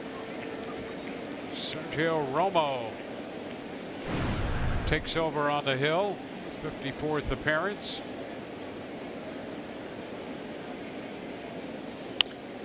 And a foul ball shot just back a third.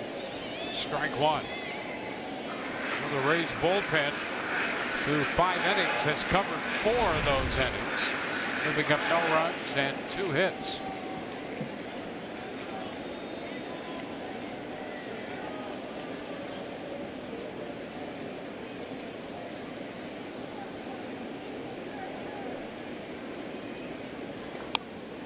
That's going to be fair. Come on. Q just past the bag.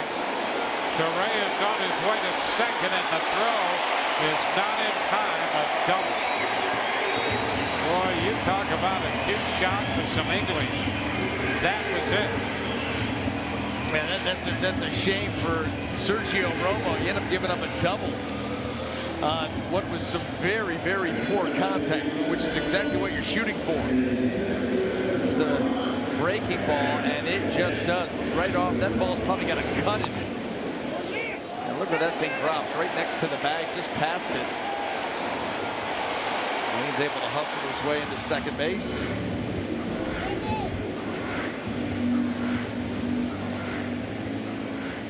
So just like that, a scoring threat, nobody out in the bottom of the 6th for the top of the lineup, Aaron Hicks.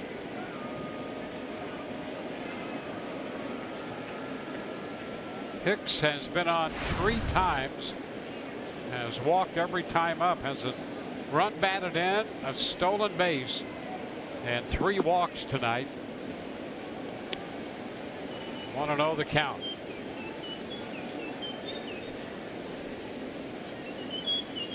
Correa is 2 for 3 tonight.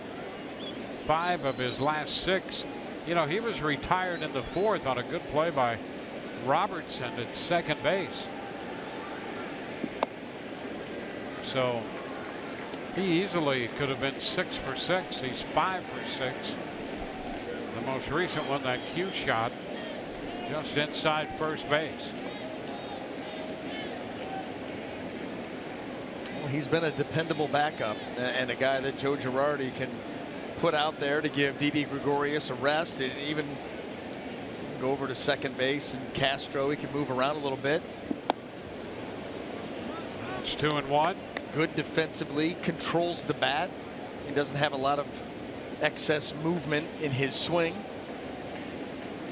You make yourself valuable that way.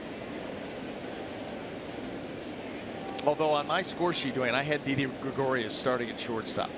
So it's a good thing I went off the screen defense, or I would have had him out there playing, ready to go. Did you make that lineup change, or? I did. It was a last minute. It was a last minute change. Gotcha. But it was totally me, with no authority apparently, because there he is, and he's not anywhere near playing. Yep. But I had him in there. Well, he'll appreciate that. Mm-hmm. You know, that story's really been a great story over here for New York. Remember when he first came over here, following Jeter? He was a little skittish. Very, very. You're right. Become very dependable now. Well, full count to Hicks. He's already walked 3 times. Once with the bases loaded.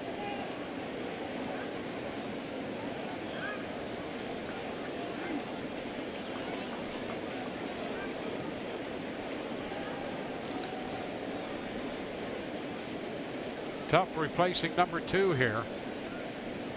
And Gregorius has grown into it. It's a big part of their success.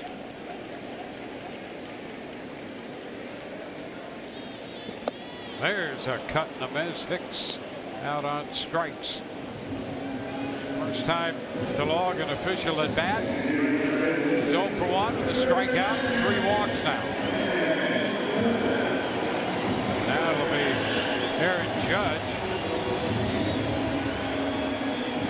Judge with a strikeout, a walk, and a double. Man at second. Well, the Yankees lead 4-1, but they're just 1 of 9 with men in scoring position tonight. And the pitch is a strike.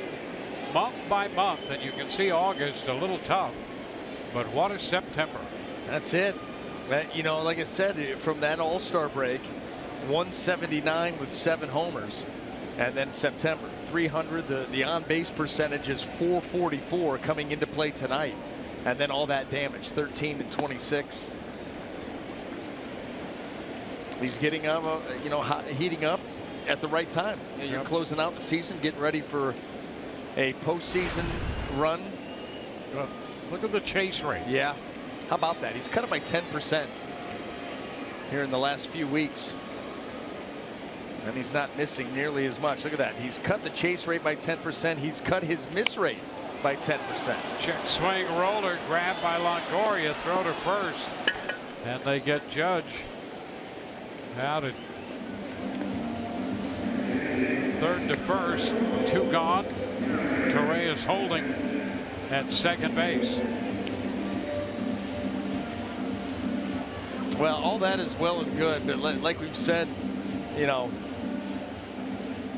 during the course of this season, coming into play here tonight, his batting average against the Rays was 200. He did have 4 home runs. He's going to get his 4 home runs, but that's in 15 games.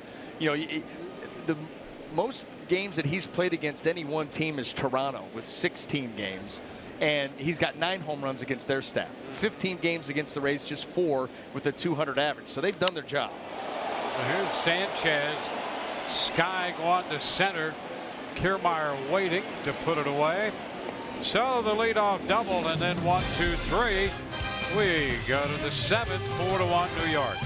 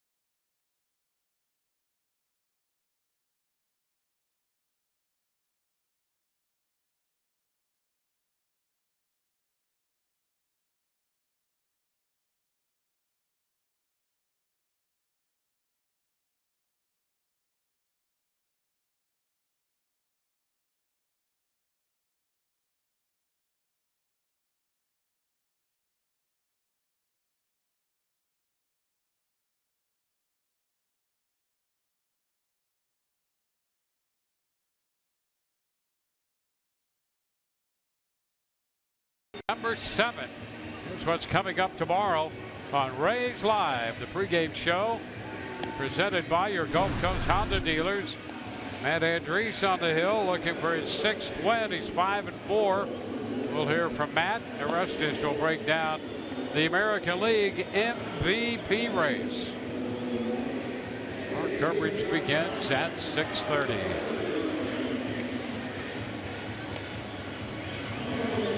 Tommy Canely take over on the mound. It's his 68th appearance. Well, Montgomery worked 6, now gives way to Canely. Brett Gardner takes over in center field. McCanely, how good has he been? Look at the ERA, 2.48. Look at the strikeouts, 94 of them in 61 2/3 innings, and he's just one of the numerous options that Joe Girardi has coming out of that bullpen. You think about Canely, you think about Chad Green, you think about David Robertson, Betances, Aroldis Chet. You talking about shortening a game. That's what he's able to do. Well, the first pitch, Daniel Robertson fouls the fastball at 97. Fouls it right back. Yeah, get ready to dial it up, boys, because that's what you're going to see out of this Yankees pen. A lot of these different pens have different styles. The Yankees have one style, and that is power, power, and more power. And then Chase and Shreve. Great spin rate. That's right. That's right. There he is. There you go. How Up about right that? now. Ask and you shall receive, Dwayne. So he's busy right now. Borges at the ready on deck. Robertson with a 1-1 count. Then Kiermaier would hit to follow Borges. Montgomery, by the way, Jordan Montgomery. There's Dan Jennings in the bullpen for the Rays. Montgomery worked 6 innings. Gave up a run on 6 hits. And after what could have been a disastrous first inning, he really settled in.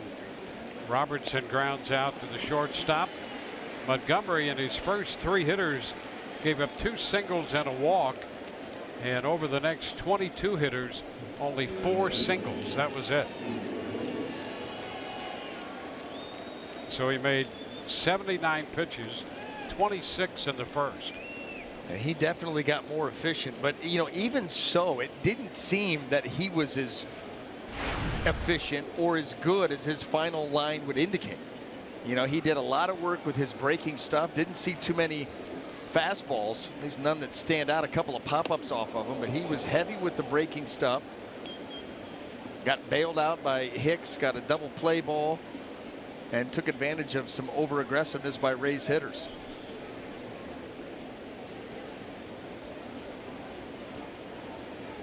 Top half of inning 7. 1-0 the count to Peter Borges. Fouls it back. Stay tuned in the 7th inning for the Jeep Compass game break. Rich and Orestes will be right back and have highlights from around Major League Baseball.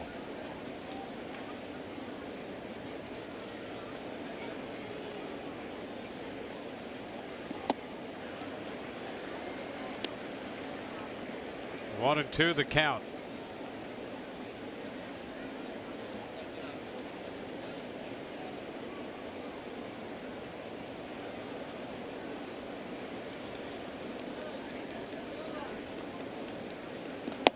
And strike 3 called on Borges.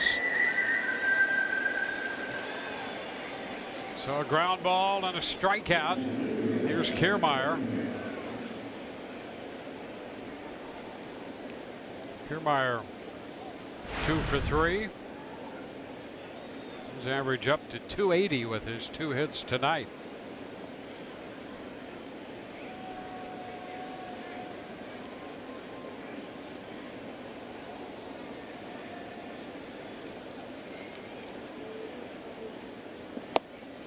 To wave and a miss, strike 1. Right back with that changeup, 91 miles an hour. Plenty to like about Canely, who, you know, he came over very quietly in that Chicago trade.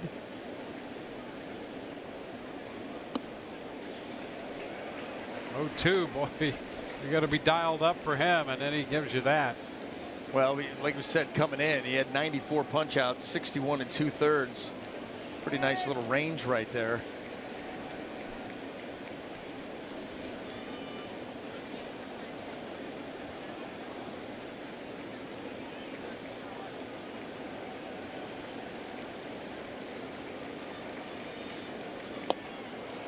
swing and a miss, gets away from Sanchez. Kiermaier on his way to first, but the throw will beat him there. So a strikeout. 1, 2, 3. Go the Rays in the top of the 7th inning. Let's head out to Rich and Orestes in the studio for the Jeep Compass game break.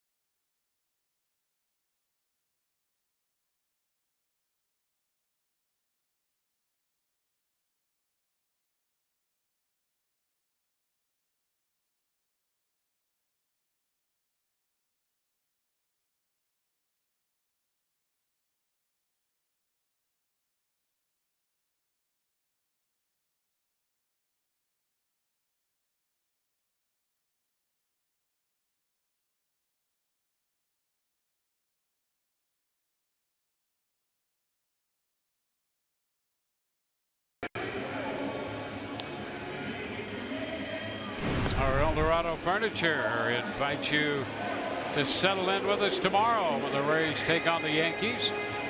Matt Andrees will be on the hill for the Rays. Our coverage begins at 6:30 on Fox Sports Sun. Luis Severino will look for his 14th win. He's 13-6 for New York. Dan Jennings on the mound, the 6th pitcher of the game for the Rays, making his 75th appearance. Boy, he has been busy. There's no doubt about that when you look at the number of games he's already been in. Now, it equates to just 59 2/3 innings, but you've got to get ready at least 74 times. You know, there were plenty of other games that he was up and never got in, so still a heavy workload for the lefty, and he'll go to work here bottom half of the 7th. He'll face Matt Holliday, then Chase Headley and Starlin Castro do.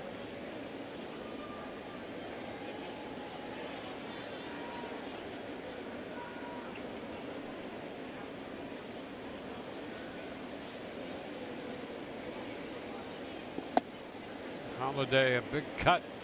The first offering, strike one.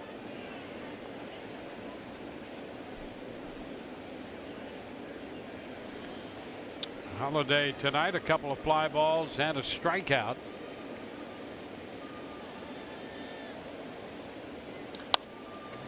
Look out up the right side. Tony Pena showing some moves there. He better. Bearing down on him. Somebody giving him the business over there.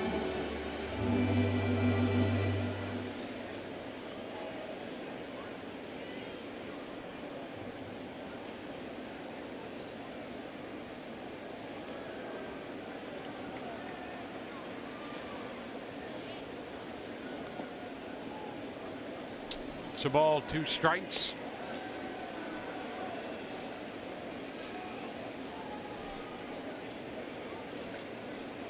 David Robertson up in the bullpen for New York.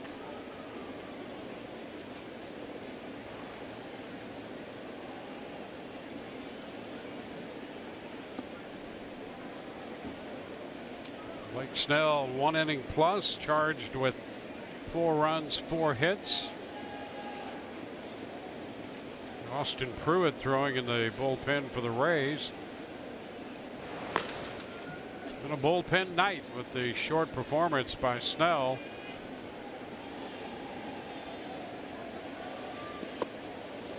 Full count here to Holiday. Rays got 2 innings from Chaz Rowe. He came in with the bases loaded, allowed a run to score. No hits. He walked a man. No runs charged to him. A couple of strikeouts. Kittredge followed. Boxberger, Romo, and now Jennings. We'll see another 3-2 pitch.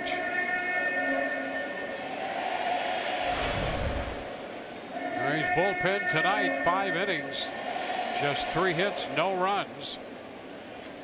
That has been the norm really for this group. Last couple of months they have been very good. They've kept them in it and kept them around. Offense has not been able to get anything going. And strike 3 called on Holiday for the first out in the bottom of the 7th inning. Boy, talk about locking up a hitter with a fastball in. You know, you're looking for the breaking ball, you're looking for something out over the plate, and all of a sudden Dan Jennings lights him up with a heater in. Those are fun pitches right there, because the hitter cannot even get the bat moving. That's how I got a lot of my strikeouts, Dwayne, because if they did swing the bat, they weren't swinging and missing very often. So I had to outsmart Had him. to outthink. Had to outthink him and That's right. lock him up. Yeah, strike 1.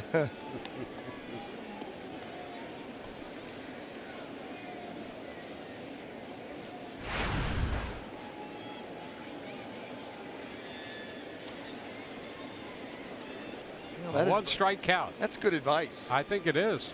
Outthink somebody and then lock them up. Yeah. 1-1. We've already been doing that. Yeah. It's not as good advice as Jimmy Dugan gives out. Well, but it's still pretty good advice. Yeah. As baseball advice goes, pretty strong. Yeah. Yeah. 1 ball, 2 strikes.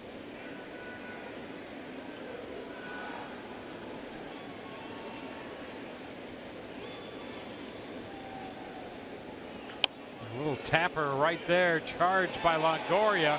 He barehands it and throws him out. So Holiday out looking, Headley out on that little tap to third. And now Castro. A nice play, hustling in and then realizing, you know, that's the play right there where you have to have a feel for who's running, where was the ball hit, how hard was it hit. Do I have time to go glove or do I have to go bare hand? And those are the quick decisions you've got to make literally on your feet and moving. And Evan makes them as well as anybody in the game. Starlin Castro. Breaking ball is low to him.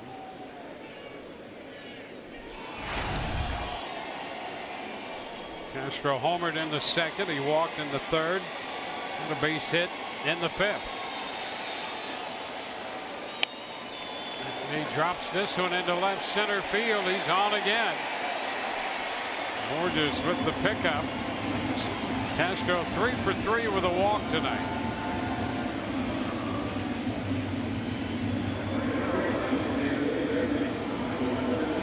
Now Todd Frazier will swing the bat in the 7th inning.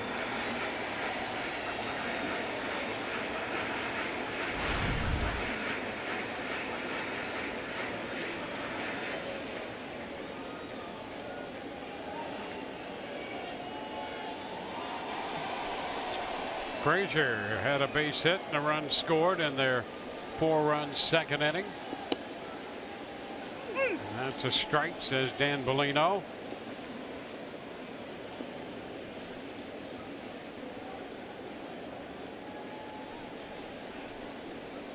Frazier combined 27 home runs this year with the White Sox and the Yankees.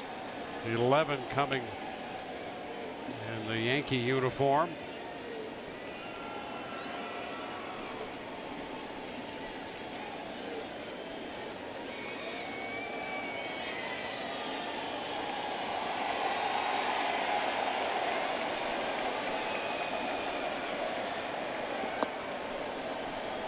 Two and one.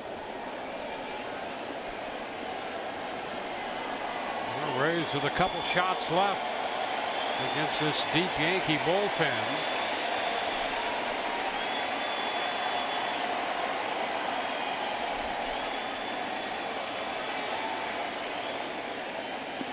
And a cut and a miss evens it at 2 and 2.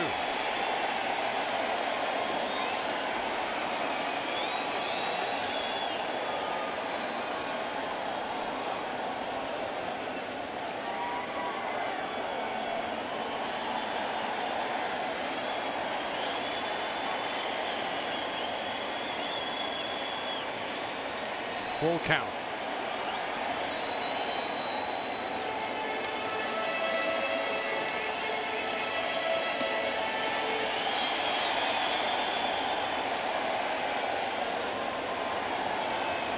The Yankees have had men on base in every inning tonight. They've scored in only the 2nd.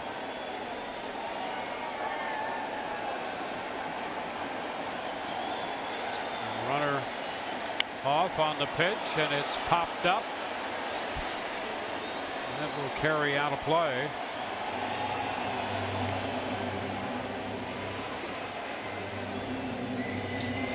Take a look at that. Blue Jays now have a 9-1 lead on their game in Boston, starting the day 4 up on the Yankees with 6 games left to play. Well, this is the scenario that Girardi was hoping for. His team goes out and wins a ball game. This game far from over, but that Boston game looking better for his case. Frazier skies this one, third base side in front of the dugout. Longoria makes the catch, and we are through 7 tonight in New York. Rays trail 4-1.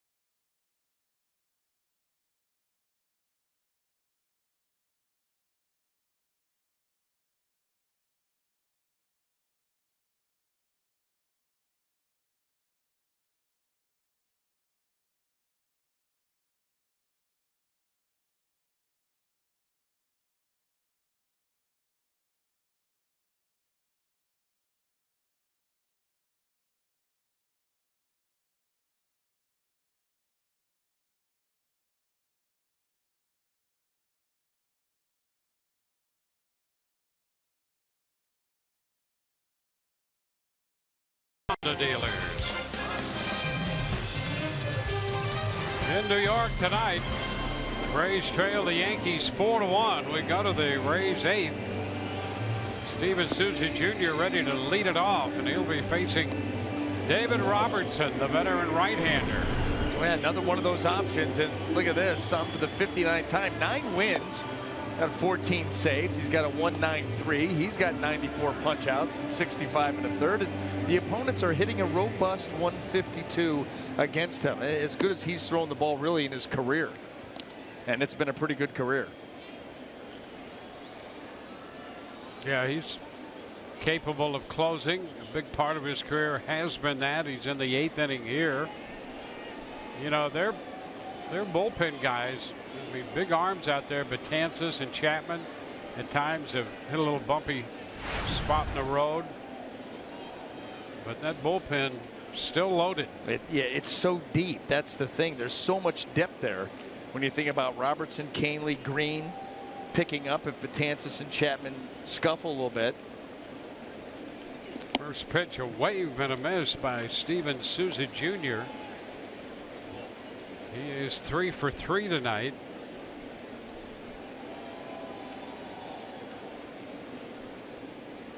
Canely worked an inning, struck out 2. Now Robertson. 1 ball, 1 strike.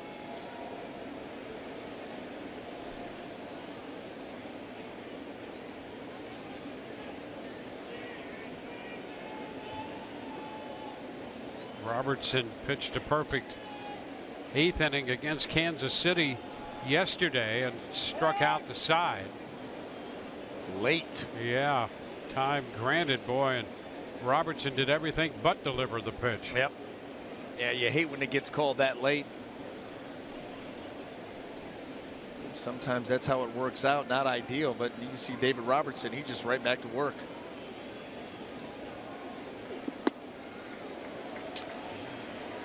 Now 1 and 2.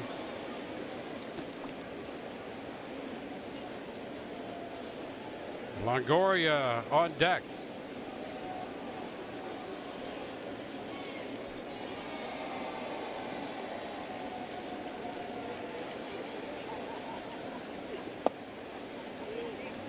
Go to 2-2.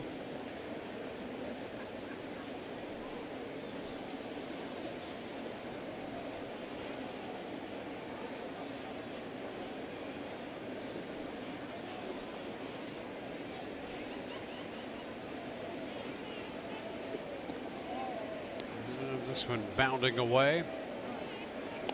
3 balls, 2 strikes.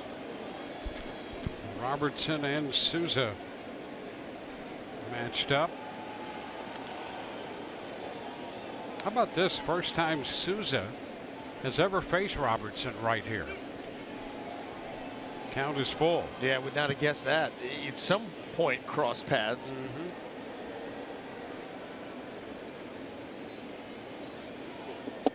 And he draws the walk. Boy, David Robertson wondering, okay, he didn't swing, but what was wrong with the pitch? Very close.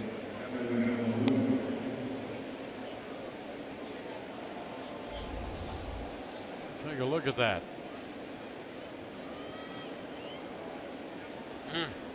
Yeah, Robertson thought that was the perfect pitch. Well, according to Fox Tracks, it was.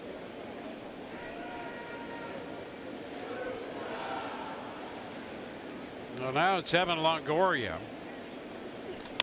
who skies the first pitch toward the left field line. Torreyes out there from shortstop, ran right to the spot, made the catch. How many pop-ups has Ronald Torreyes caught right there? 3 or 4 at least. Takes care of this one for the first out.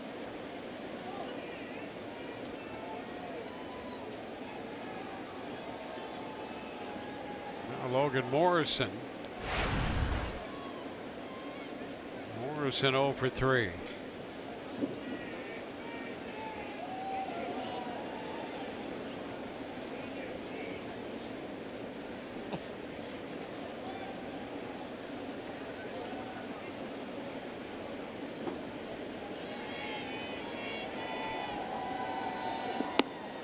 Strike at the knees.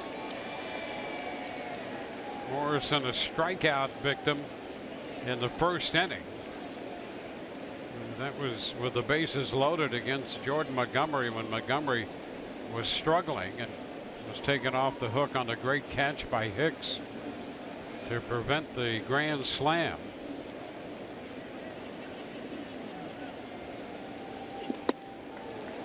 Now 0-2. Big cut and a miss by Morrison on the Robertson fastball.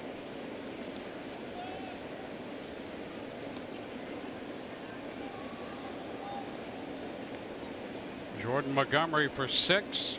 Canely for 1. Struck out 2. And now it's Robertson. 1 on, 1 out.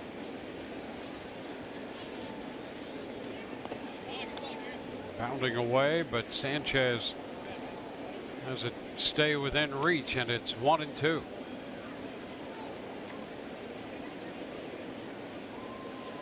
Now 6 games counting this one remaining for the Rays. They needed to go 5-1 to finish 500.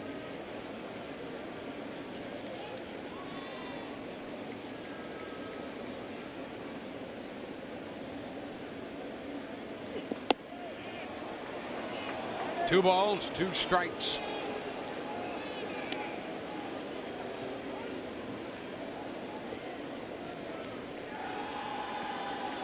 Wilson Ramos is on deck.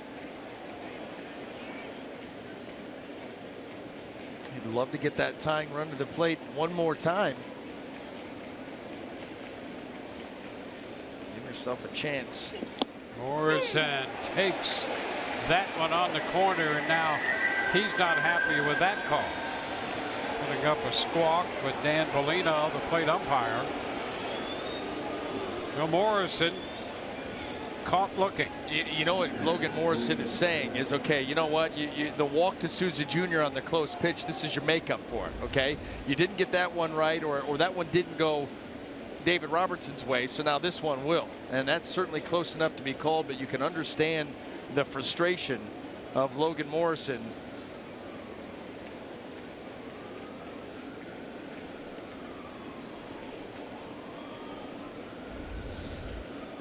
Two gone with Souza still at first after the leadoff walk. Now the hitter is Wilson Ramos. Sanchez blocks this one down.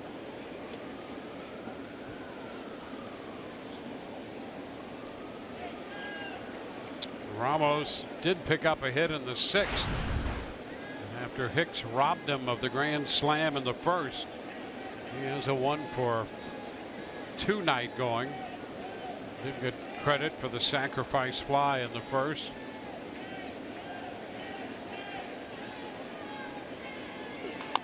A little nubber right back to the hill. Robertson falls, but throws from the ground and makes the play. No run to walk and a man left. Bottom of the 8th coming up. 4-1 New York.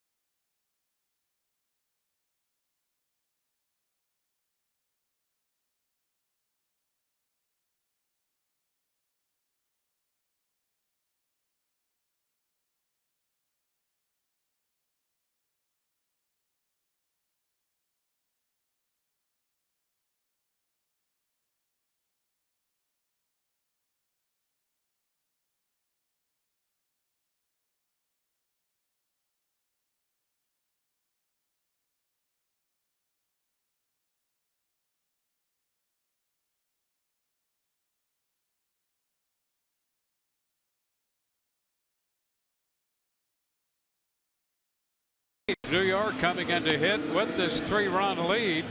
Kevin Cash and the Rays with 1 shot left. Coming up on Rays Live, the postgame presented by WB Mason. We'll host here from Yankee Stadium. We'll have the Kevin Cash press conference.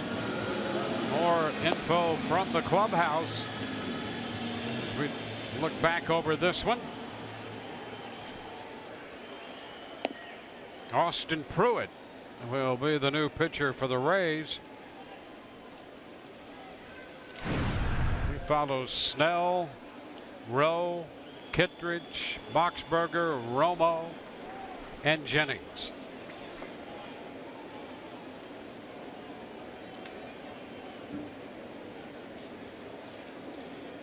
But Frazier 1 for 3 tonight, leads off.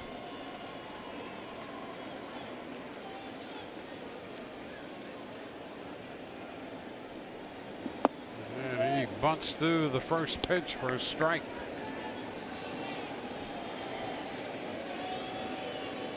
Frazier, part of a parade of 6 Yankees to reach base consecutively in the second when they scored 4.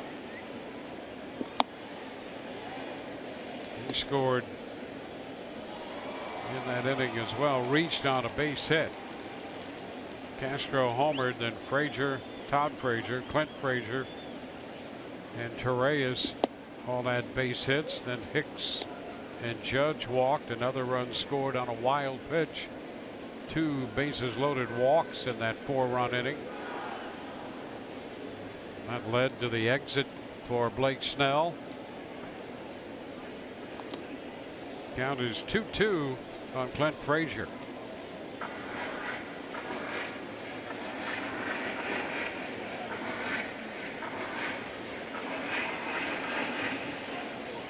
Frazier does have a hit off Pruitt in 3 at-bats. That was a home run. You saw Chapman busy in the bullpen. Little tapper charged by Longoria, another barehanded pickup, and he got him, and that's a dandy play. Nice play there by the Rays' third baseman. Well, he chose barehand again, Dwayne. And on that particular attempt, that's the way I would have gone too. Yep. It's your only chance. You go into the glove here, forget it. But barehand, that is going to get the job done.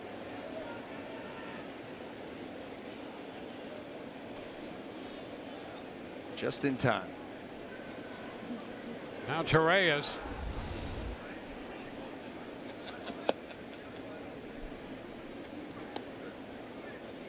One ball, no strikes.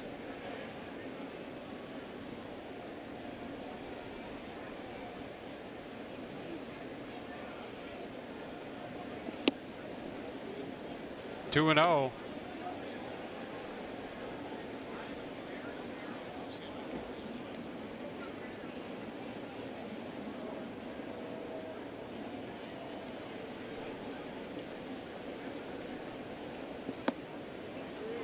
Now 3-0.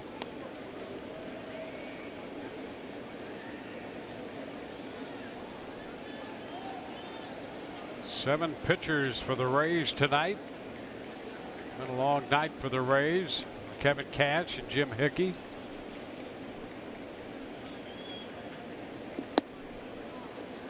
And a walk on 4 pitches to Torreyes. Well, a reminder to start your day with First Things First. Weekday mornings on FS1 with hosts Chris Carter and Nick Wright. First Things First. Weekdays, 6:30 a.m. Eastern, 5:30 a.m. Central on FS1.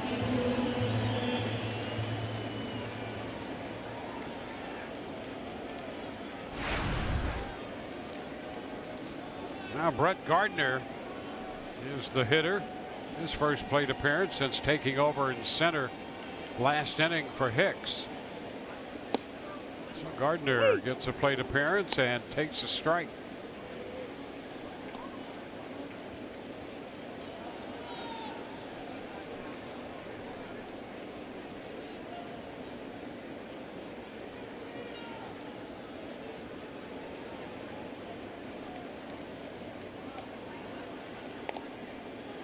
over to first. Torreyes back in. He's been busy on the bases. He's been on 3 times. Has scored a run. There's a single, double, and a walk.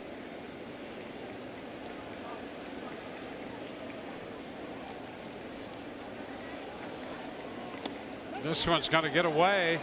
Torreyes will go to second base. Ramos tracks it down, and the count to Gardner is 1-1.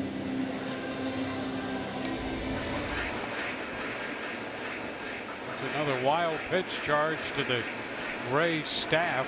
Rowe charged with 1, Boxberger 1, and now Pruitt. Man, just sloppy right there, and Wilson Ramos tired of getting beat up. Back behind the plate, tried to backhand that. That ball ricochets off of him.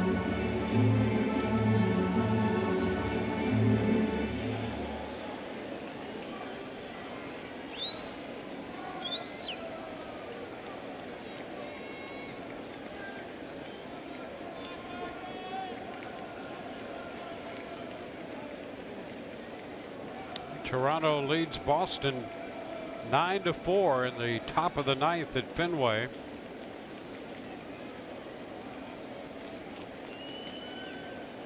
Cleveland now with a 6-4 lead over Minnesota, bottom of the 7th in Cleveland.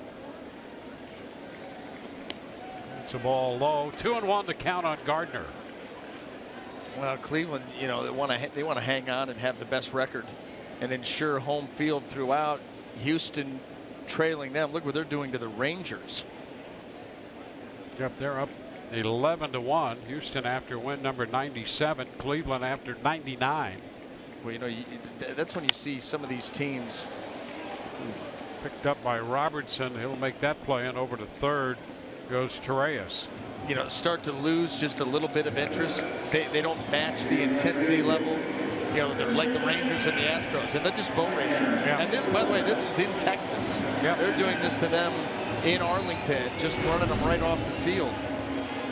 But you got these teams that are playing for something important. They've locked it in, and if you don't match that, things will get ugly. I'm not sure that gavel's going to do much good. A little bit limp. Well, they do have an attorney working the plate with Aaron Judge at the plate. Dan Bellino, the plate umpire, is an attorney. So he's the guy handing down the call with the judge at the plate. And a foul ball right back. Bellino out of Northern Illinois University and went to John Marshall Law School and practiced law. So you have an attorney behind the plate making the calls to a judge at the plate. So he's handing down the decision, the attorney, in a reversal of fortune. Nobody's above the law, Dwayne. That's right. 2-1. Sometimes it gets a little mixed up, but like in this case. Oh, well. The court's in session out there.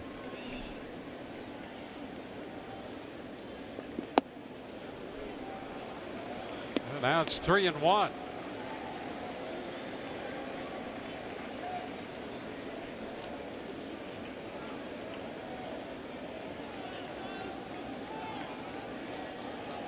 Two outs, a man at third. And ball 4.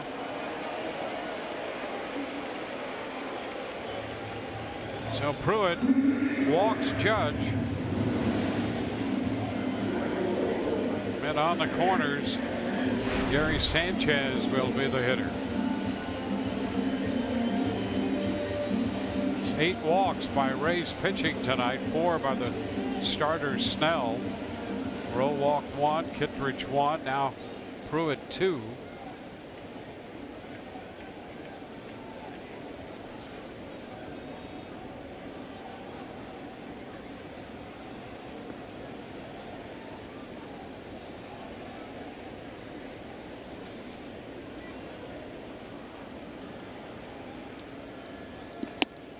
It's wide.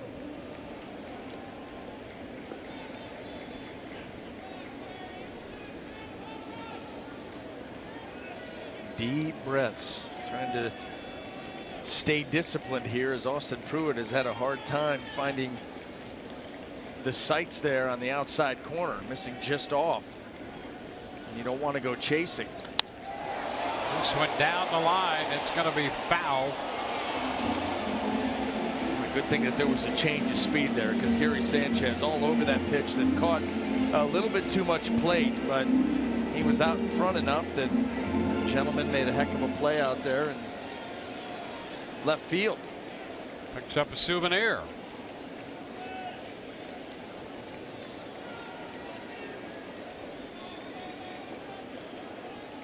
Flanked by the little ones too, so he got to protect and finish the job. 2 balls and a strike.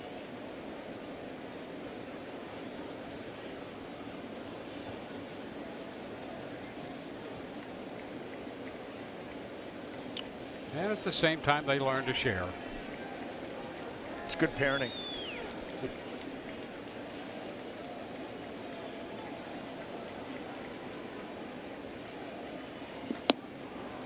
That will take the count to 2-2.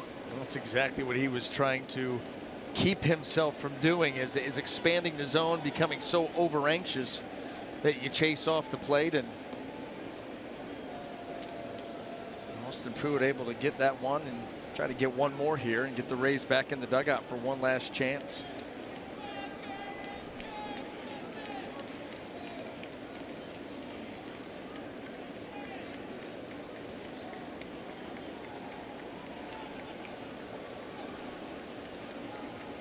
And this one covered up by Ramos. So with men at first and third, 2 outs in the 8th, and the count is full on Sanchez.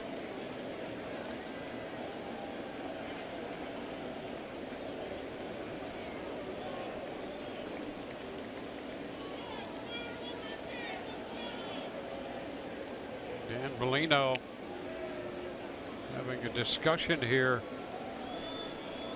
with the ushers in attendance behind the plate.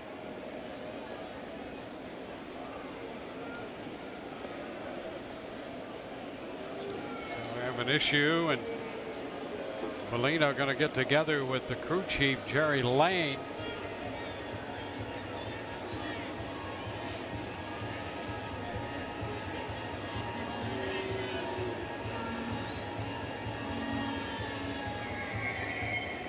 Maybe going outside of his jurisdiction, Wayne?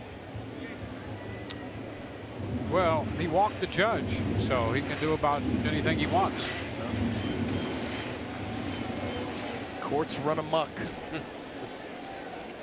So we're back to play, whatever that situation was.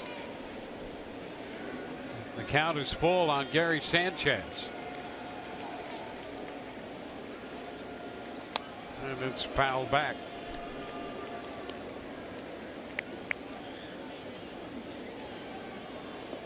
Reyes walked with 1 out. Judge walked with 2 outs.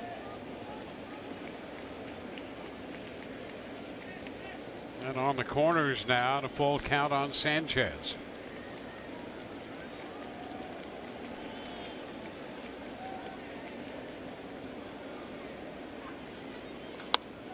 Fly ball into center. Here comes Kiermaier in a hurry. Can't get there. A run's going to score. Reyes crosses the plate. Judge goes to third. Sanchez drops it into center field in front of Kiermaier to pick up another run. It's now a 5-1 game. Sanchez driving in his 90th run of the year. But just reaching out on a pitch that was away. It wasn't a perfect swing, but with 2 strikes, you're protecting. Probably goes off the plate. Pitch down and away. Well, look how he just soft serves it into center field, and Kiermaier making a great effort to try to get there and is just not able to do so. And there's that 5th run. Holiday waves and misses.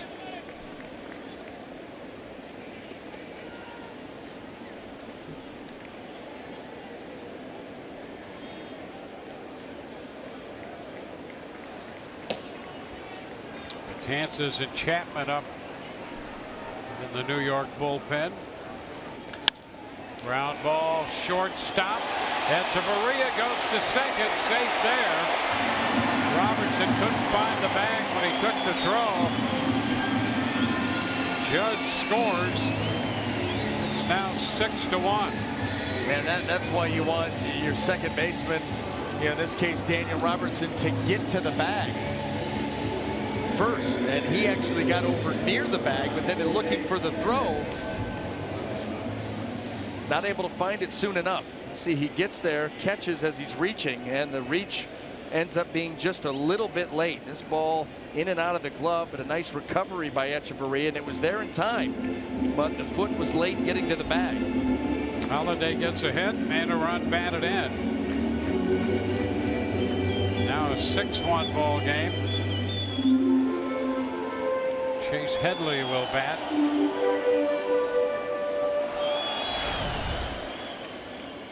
Headley 0 for 4. Now only Betances left in the bullpen. Chapman has stopped. Pitch is too low to Headley.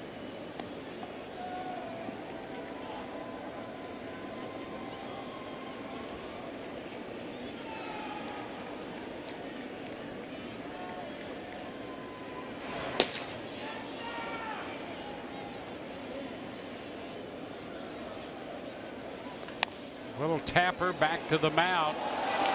Pruitt falls down but recovers in time to make the play.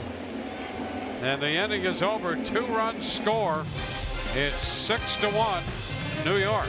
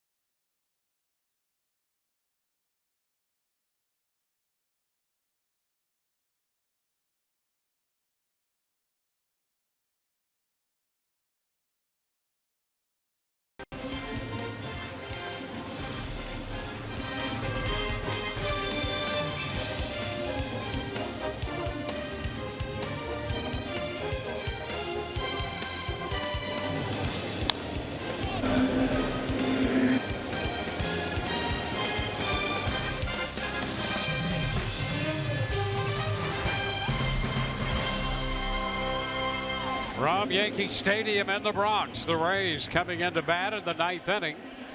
It's a 6-1 ball game. Rays trail by 5 with Betances. Dylan Betances now in this game. Pitcher number 4. Echeverria, Plouffe, and Robertson due up against the Yankee right-hander. 64th appearance. See the number of walks, and that's what you have to hang your hat on here. Not much of an average against Betances, but there's a tendency to walk. Roller toward the middle, and that's Torreyes on the broken bat ground ball. Echeverria is out on the first pitch. That's really what has cost him this year. The little bumps in the road for Betances has been about command issues and giving away free base runners. Ton of strikeouts, but also a ton of walks in his 57+ innings. Well, the Rays' number to be eliminated coming into today was 1. Any combination of Rays losses and Twins wins equaling 1 would officially eliminate the Rays from the race. There's a strike to Plouffe. And while the Twins have come back to take a lead on the Cleveland Indians 7-6 in the top of the 8th, the Rays are down here 6-1. So either way, they face elimination. 1-1 the count.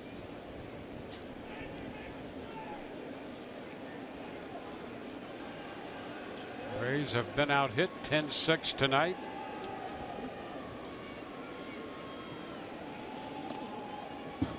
Two and 1 the count.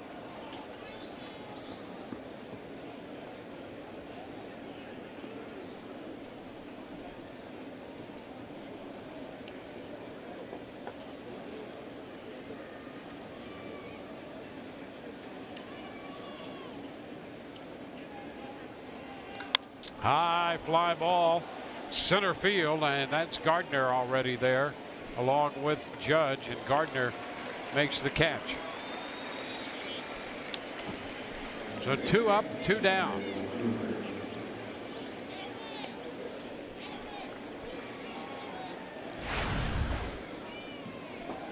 Daniel Robertson to bat.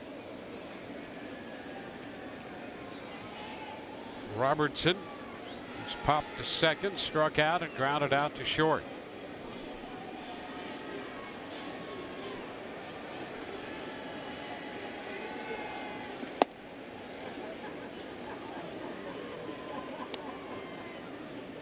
A ball, no strikes. So both starting pitchers, the pitchers of record. Fly ball, right field. Judge is there to make the catch, and that's going to do it. 6-1 the final here. The Yankees take the first game of this series. The Rays are officially eliminated from postseason play with a 6-1 loss. 6-10-0, 11 left for New York. 1-6-0, 7 left for the Rays. Montgomery, the winner. Jordan Montgomery is 9-7. Blake Snell, the losing pitcher, now 4-7. 3 hours and 11 minutes the time of this game before 30,434. For Brian Anderson and Alex Cordray, Dwayne Stats, hope you've enjoyed the telecast, if not the outcome. Coming up next, Rays Live, the postgame presented by WB Mason.